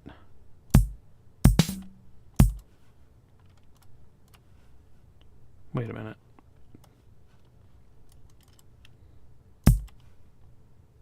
Ah, that's our problem.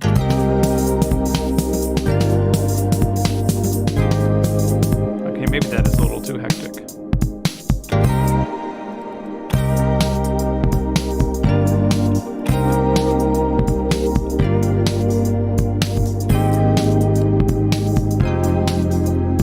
Why is that so quiet?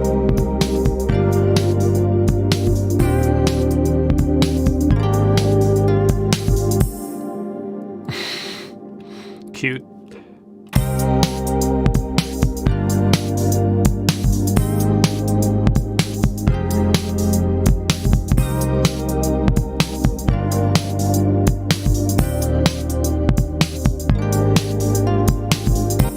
Tell me that there's a way to separate the... I feel like I've never played with this on a serious enough note to actually change the output. There's gotta be.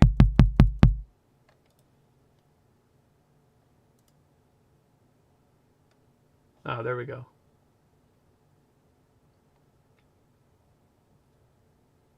Ah, okay. Master track. Oh, cool. It even lists it for you? I think. This is in track 10.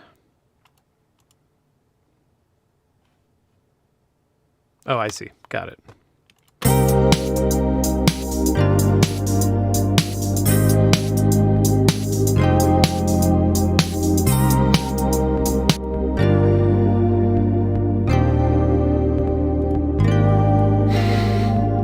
So quiet.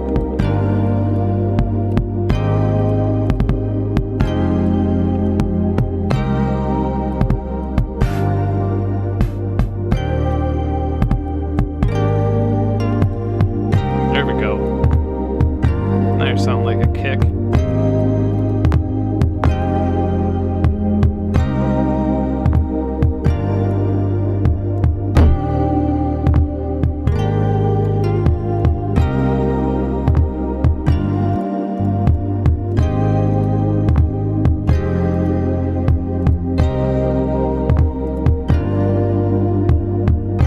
Oh, we're already doing that. All right.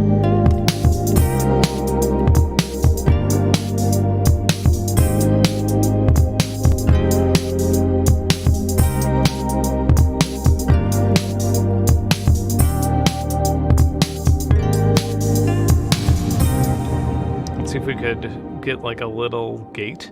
I mean, this isn't really what you would want to use for a gate, but let's try it. Oh, yeah, we could duck things. I forgot. Duh. But we'll side chain it from there, right?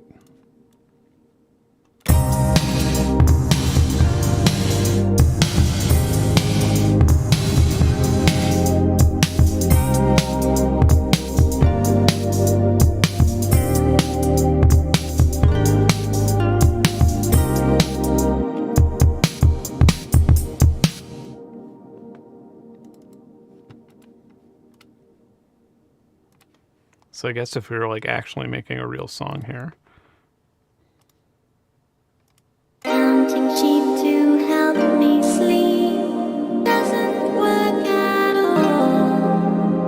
Counting sheep to help me sleep doesn't work at all.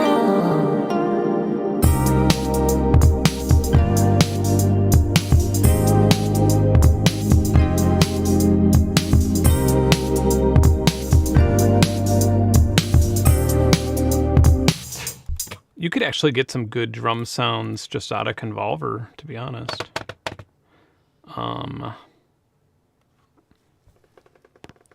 Give my neck a good cracking.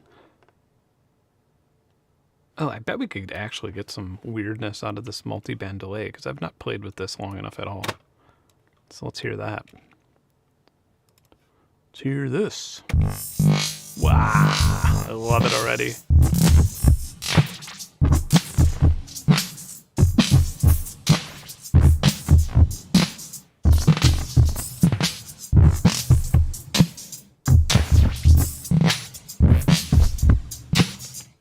I might be able to put my, so right now on my Patreon, you can get everything that is available on Bandcamp for, I think, 95% off. It's basically, you could buy my everything bundle on Bandcamp for like 95, and that's simply because that's the biggest coupon I can give you, but that's a good way to like host everything. Yeah, but that's one way to do it. Maybe I might do the groupies thing, because I'm not doing obviously I'm not doing groupies ever again or anything like that, but yeah.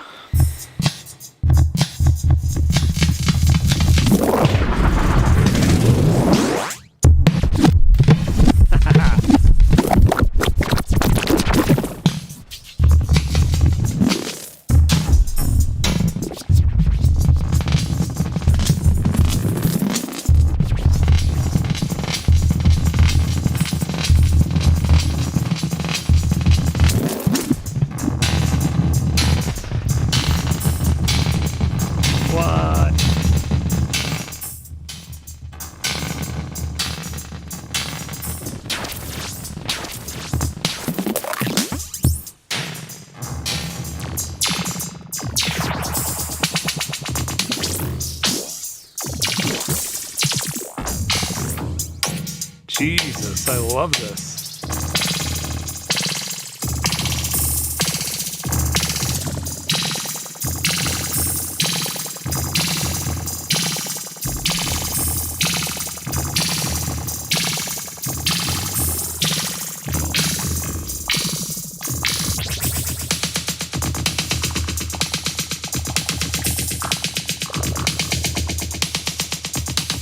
So turn the volume down on all of them and only allow one band in.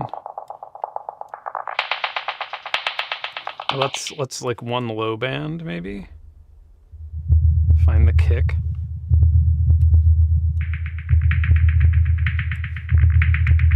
And now give them different delays.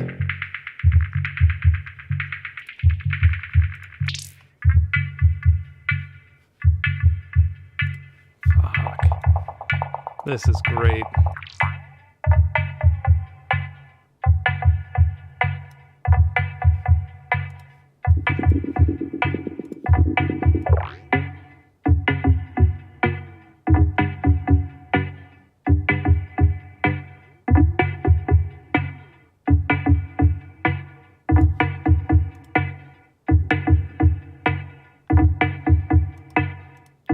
I don't understand the curve. I see now. And then the line would be like that.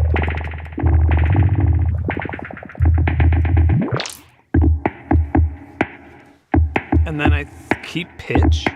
What the hell does that mean? Oh, okay.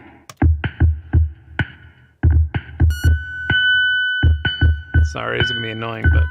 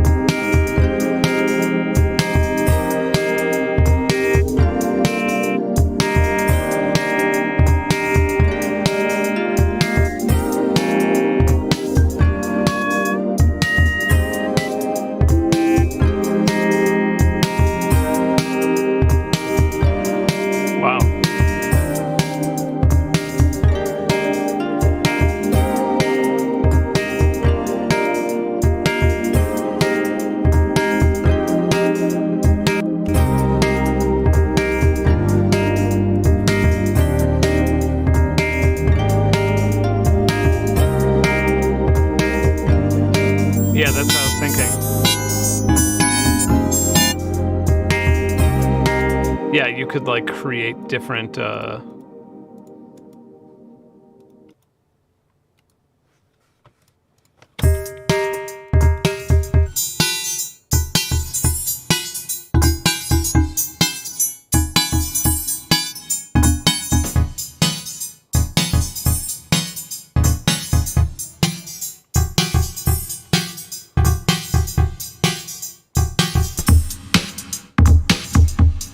damn.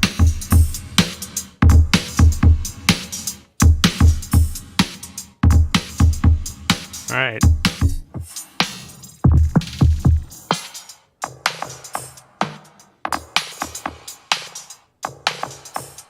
Yeah. Wow. The way it scans through, too.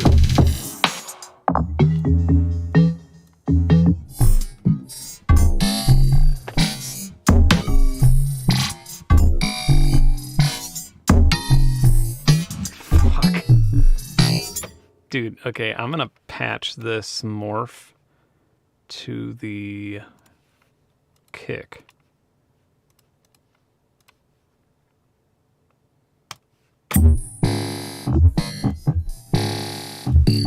Jesus, I love it.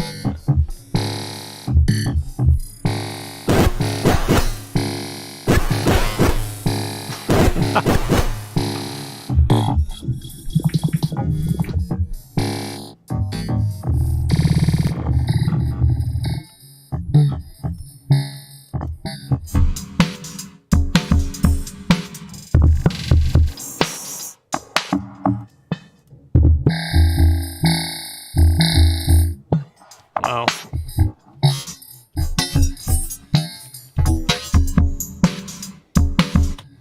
Yeah, it really does make me want to just create like a series of comb filters. But so it's funny because I know that this has been like I've seen this in the alpha forums for a while, but it really does feel, I know that this isn't the case, so not to get all conspiratorial, but this really does feel like it's a kick in the balls of the Spectral Suite, doesn't it? Like of the Bitwig Spectral Suite. Like it just seems like it kind of does everything that does all in one tiny interface. Maybe I'm wrong. Maybe I didn't look at the Spectral Suite enough. Yeah, because you could lock these too.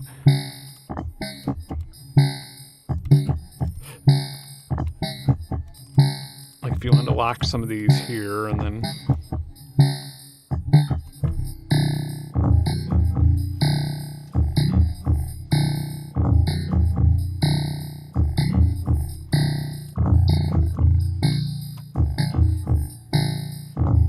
Yeah, this is nuts. Especially being able to patch it to things or like being able to just hook the formula controller up to it.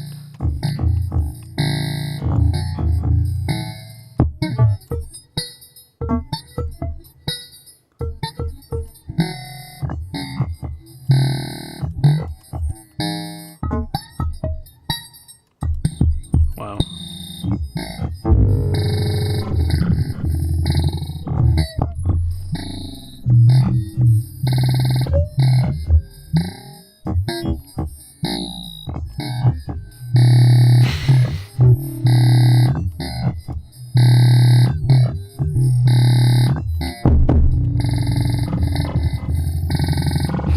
Well, wait. So something... The thing is, though, about that,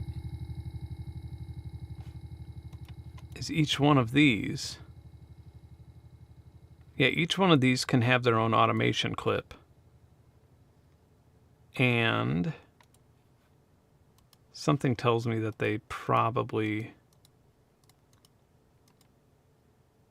Maybe not.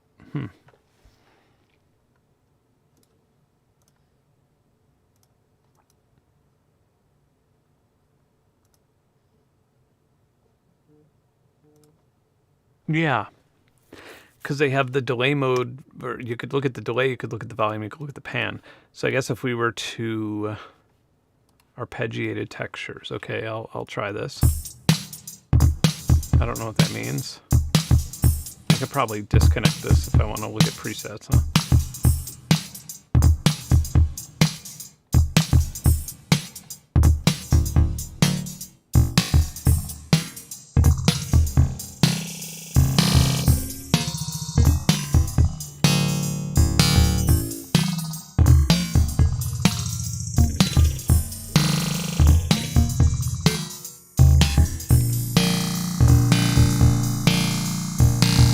Yeah, that's what I thought you might be able to do, but I guess you could also just put one on each mixer track too if you really wanted to.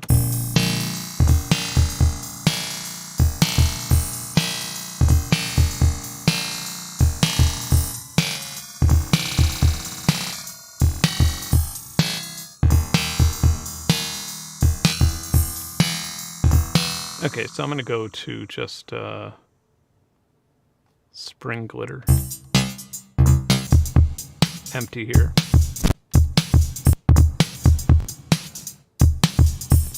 .32 semitone.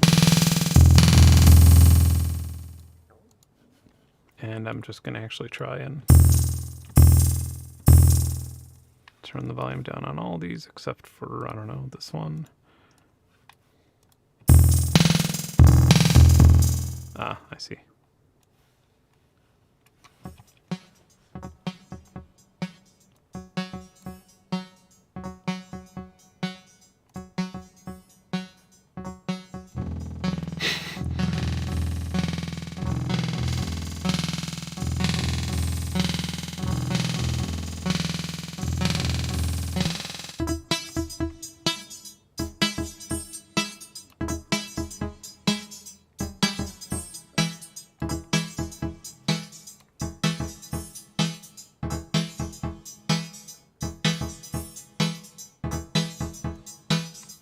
And then I guess if we wanted to make these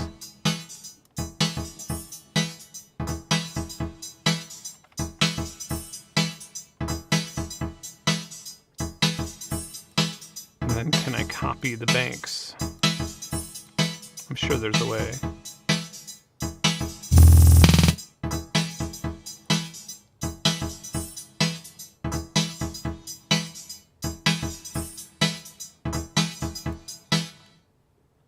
Yeah, the processing tab just has this currently. But then again, this is a release candidate. There's a slight chance. Oh yeah, and then panning. I totally forgot about this. Ugh. This is backwards. Need to move this down.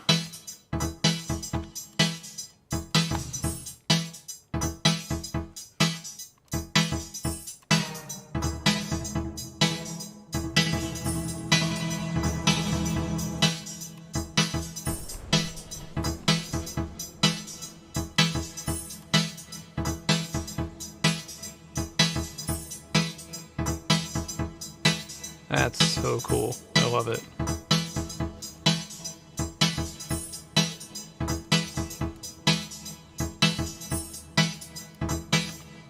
Yeah, it's like all the things I was using Vocodex for, but reborn into a new. And then it has smoothing time as well. If you want to morph.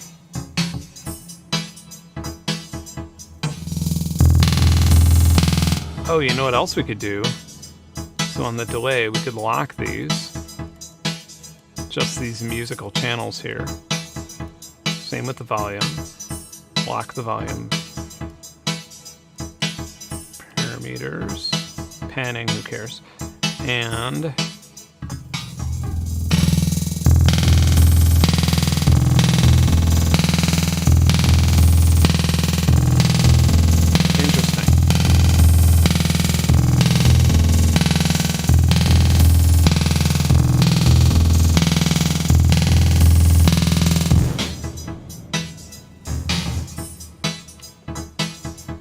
yeah, that's crazy.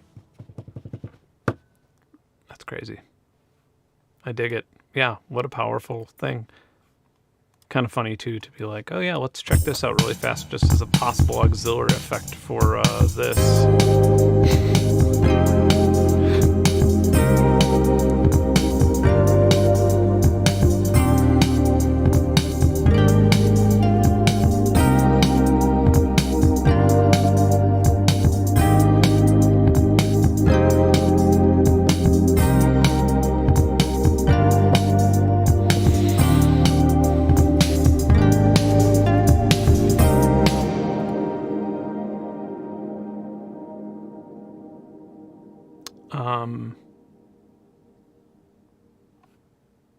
Yeah, put it in a bucket.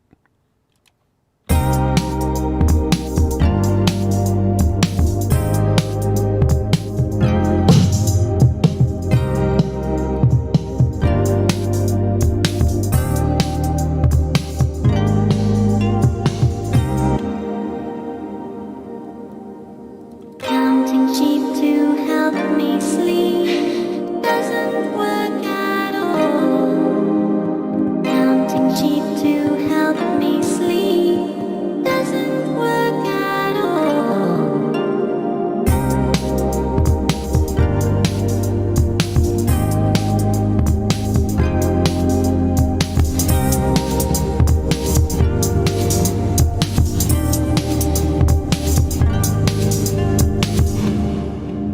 Well, that was fun.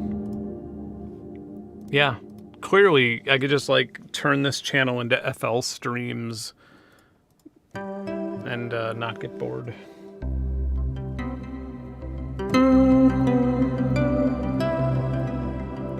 I feel like at this whole pad is underrated. Can I?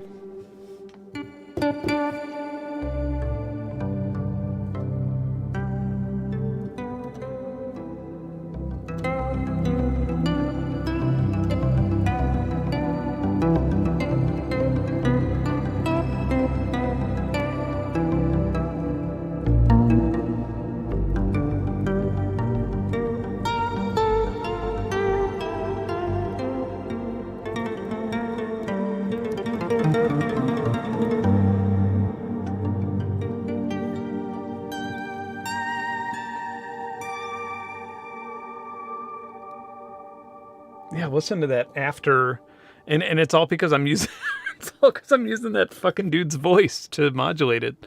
So when we go like,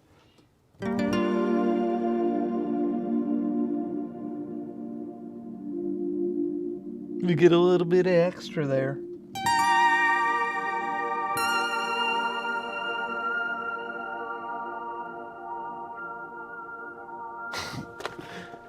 That's funny. Do I have a cheap FL code you use? No. To be honest, I'm supposed to have an affiliate link on the main video, and I have no idea what the heck's taking them so long. But, yeah. What are you gonna do? Not too choked up over it, but I am like, I have emailed them and been like, hey, come on. ACLU here. Let's give them some money. I could get a discount. I probably could get a discount code, but probably not when it's already steeply on sale. Like, I don't think you're going to get it for less than, at least this year, I don't think you're going to get it less for $400 for everything.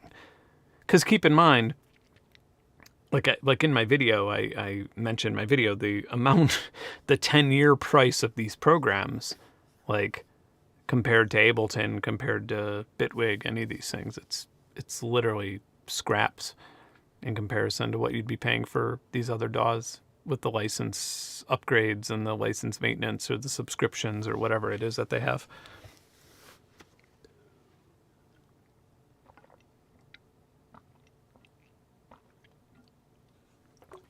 Oh, it says till January 1st? Cool. See, and now I knew that, but when I knew that, I was told not to say anything. So I was, okay, well, good. Now we all know that you could buy it until January 1st. I need to really just start being like, yo, companies, make me money, please. Give me some money to say this stuff. But instead, see, stupidly, like with that neural stem company. I'm just like, if you think you could be the best, I'll make a video comparing your product to all the others. It's like not how marketing works. I'm a terrible influencer. But yeah.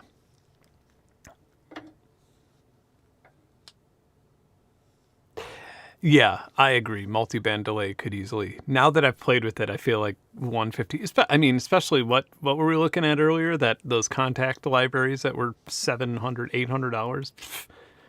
Yeah. Yeah, I'm not good at. I'm in my growth stage of this channel. I'm just trying my best. I feel like my next video might be the type of video that breaks the 1 million view mark. Hopefully that'd be nice, because it's a interesting audio related science-y thing. Or the video could not even work out. It's possible that, like, because I do have a bunch of like filming and experiments to do, and it could just be very uninteresting and then end up with me being like, yeah, and you know what? This video's not coming out. So, yeah. Well, Native Instruments, I mean, God, I used to be officially endorsed by them as the flashbulb in like 2004, 2006. And I hopped off pretty quick. They did not like honesty. Yeah, I remember I played a show. They would basically pay an extra fee over me performing. They would like give me extra money if I performed with Core, K-O-R-E, if anybody remembered the hell that thing is. It's like this piece of hardware that exists for no other purpose than existing. Like, it didn't really do much. It was like a very expensive MIDI controller. And then you had to run a program in between Core and your session. The whole thing was just a terrible idea. And it was also buggy as hell. And yeah, and so I had Core on stage while I was performing, and I don't know if it was in San Francisco or where it was, but they came to one of my shows, or somebody from NI came to one of my shows and noticed, or saw a picture from it and noticed that it wasn't even plugged in, that it was just like on the edge of the on the edge of the table, which probably didn't look that, because it was also sponsored by Native Instruments, like they would sponsor the gig. Yeah, no, Core didn't mention they didn't run plugins. It literally was just like a MIDI controller with a screen. But yeah.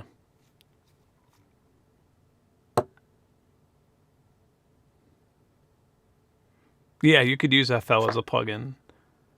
I don't know why. I don't know who would do that. It's always been like, I know some people do. I've never found a purpose to use FL as a plugin. I feel like if it was like, no, I can't even think of a reason other than like, yeah.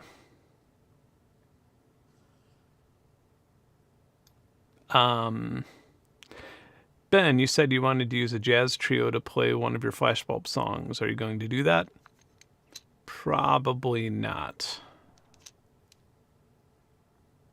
Yeah, probably not. I'm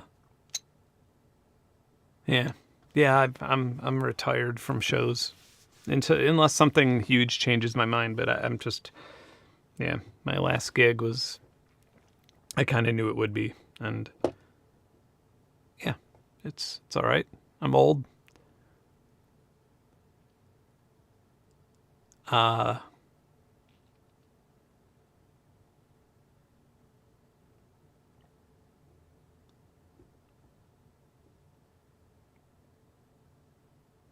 Wait, what? A friend of mine sent his Core back to the CEO of Native Instruments. The police turned up at his house a week later. That's really funny. I've met the CEO of NI a few times. I think it's changed. Well, they had two. There was like two people running it. And I think it has since changed. I think now it's like under an umbrella of another company. I don't know. He didn't seem to give a shit about me, or not that he should have, but it like wasn't really I don't know. It just didn't strike me as like a super interesting conversation to have at that time. I think, we were both just not interested, but yeah, sound wide, that's the one.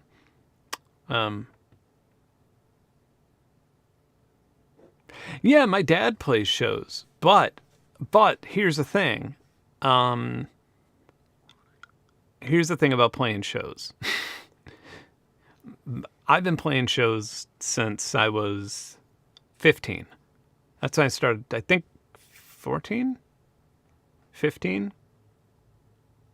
And flashbulb shows I've been playing since I was like, or one way or another. I played under my own name for a while. Since like playing alone or that type of music since I was 17. It's like 1997. And then I started touring in 99. 99 was the first time when I played a show outside of Chicago. And then 2000 was the first time I like went across country in a van. And so that's 22 years of this shit. And I've always been in this really weird place between like not making enough money, but being expected to have kind of a bigger show. It's always just been in this terrible anti-Goldilocks zone of like not being able to have a good visual system, but at the same time having to, playing a bigger venue or something like that. But it's just never really went past that. And I'm not complaining. I mean, it's like, it's awesome to be able to tour and I have so many great experiences, but now I can think of other reasons to go out of town and I do. And ultimately I make, even if I ask for a lot of money to play a show, at the end of the day, with the amount of time I spend rehearsing and setting up gear, because I am like a perfectionist when it comes to that stuff and I get really obsessed with it. And at the end of the day, after that and all the traveling and everything else, I'm still probably making more working here, whether it be composing or research or YouTube. And so it's like, all right. And my ideas are way cooler. My ideas outside of like, how can I make a show cool are way cooler for things I could spend time on outside of that. Yeah, Adler was amazing. That was like, I would probably play Adler Planetarium again if they ever asked me to, which they probably won't because Mark Saboru doesn't work there. He works for NASA now, and things have kind of moved on from that. And they seem to have shows like, yeah, it wouldn't be as special as it was in the first place. But yeah, there are a few venues that I would like be unable to say no to, by the way. Yeah. But yeah, well, I guess that's it. I guess I'm gonna get back to work. I think, yeah, still have some work to do. I am so tired. It's been a non-stop day, but I'll be back next week. I don't know if my video is going to be done by next week. Guess it depends on the results. But yeah, yes, I love Arturia Pigments. Absolutely. It's on sale. If it's on sale right now, buy it. Like that's my opinion. It's like one of the best VSTs in the world, easily. It's great. And FL Studio, to be honest, if it's on sale right now, you'll get free upgrades to 21 and you'll get free upgrades for everything. If you're on the fence, jump. Now's the time. And, yeah. And then join the Sim Selections and show me the tracks you're making with it. I feel like if you did a Shoeblader 1 thing, you'd actually enjoy making shows.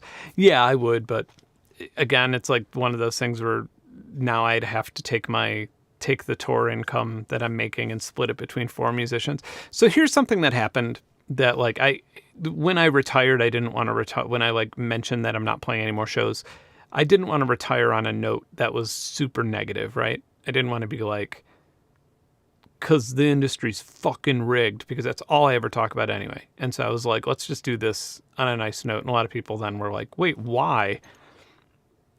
So like, just first of all, when you book a show, I feel like I should just make a YouTube video about this. When you book a show,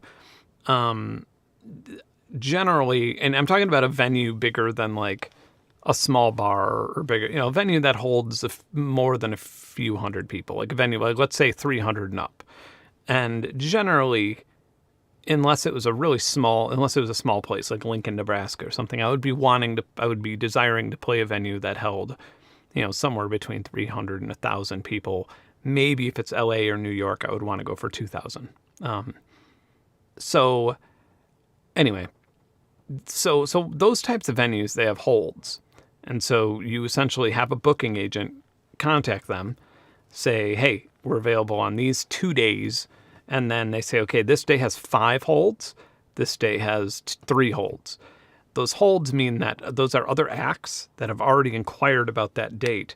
But a lot of acts will inquire about 3 days in a certain week or something like that, and so a lot of holds fall through. But then you just play this sort of gambling game where then you're like, okay, well, I guess we'll hold out for this venue, but then I guess maybe my booking agent can try a different venue, but that venue won't pay as well, but they'll want the contract right away if they don't have any holds. And then this is multiplied by 30, right? Like this in a country, right? So this is, in America, this is multiplied by at least 10. So you have this kind of chaotic situation, and a lot of these fall through, a lot of these don't work. And then now, since COVID, a lot of venues have closed down permanently.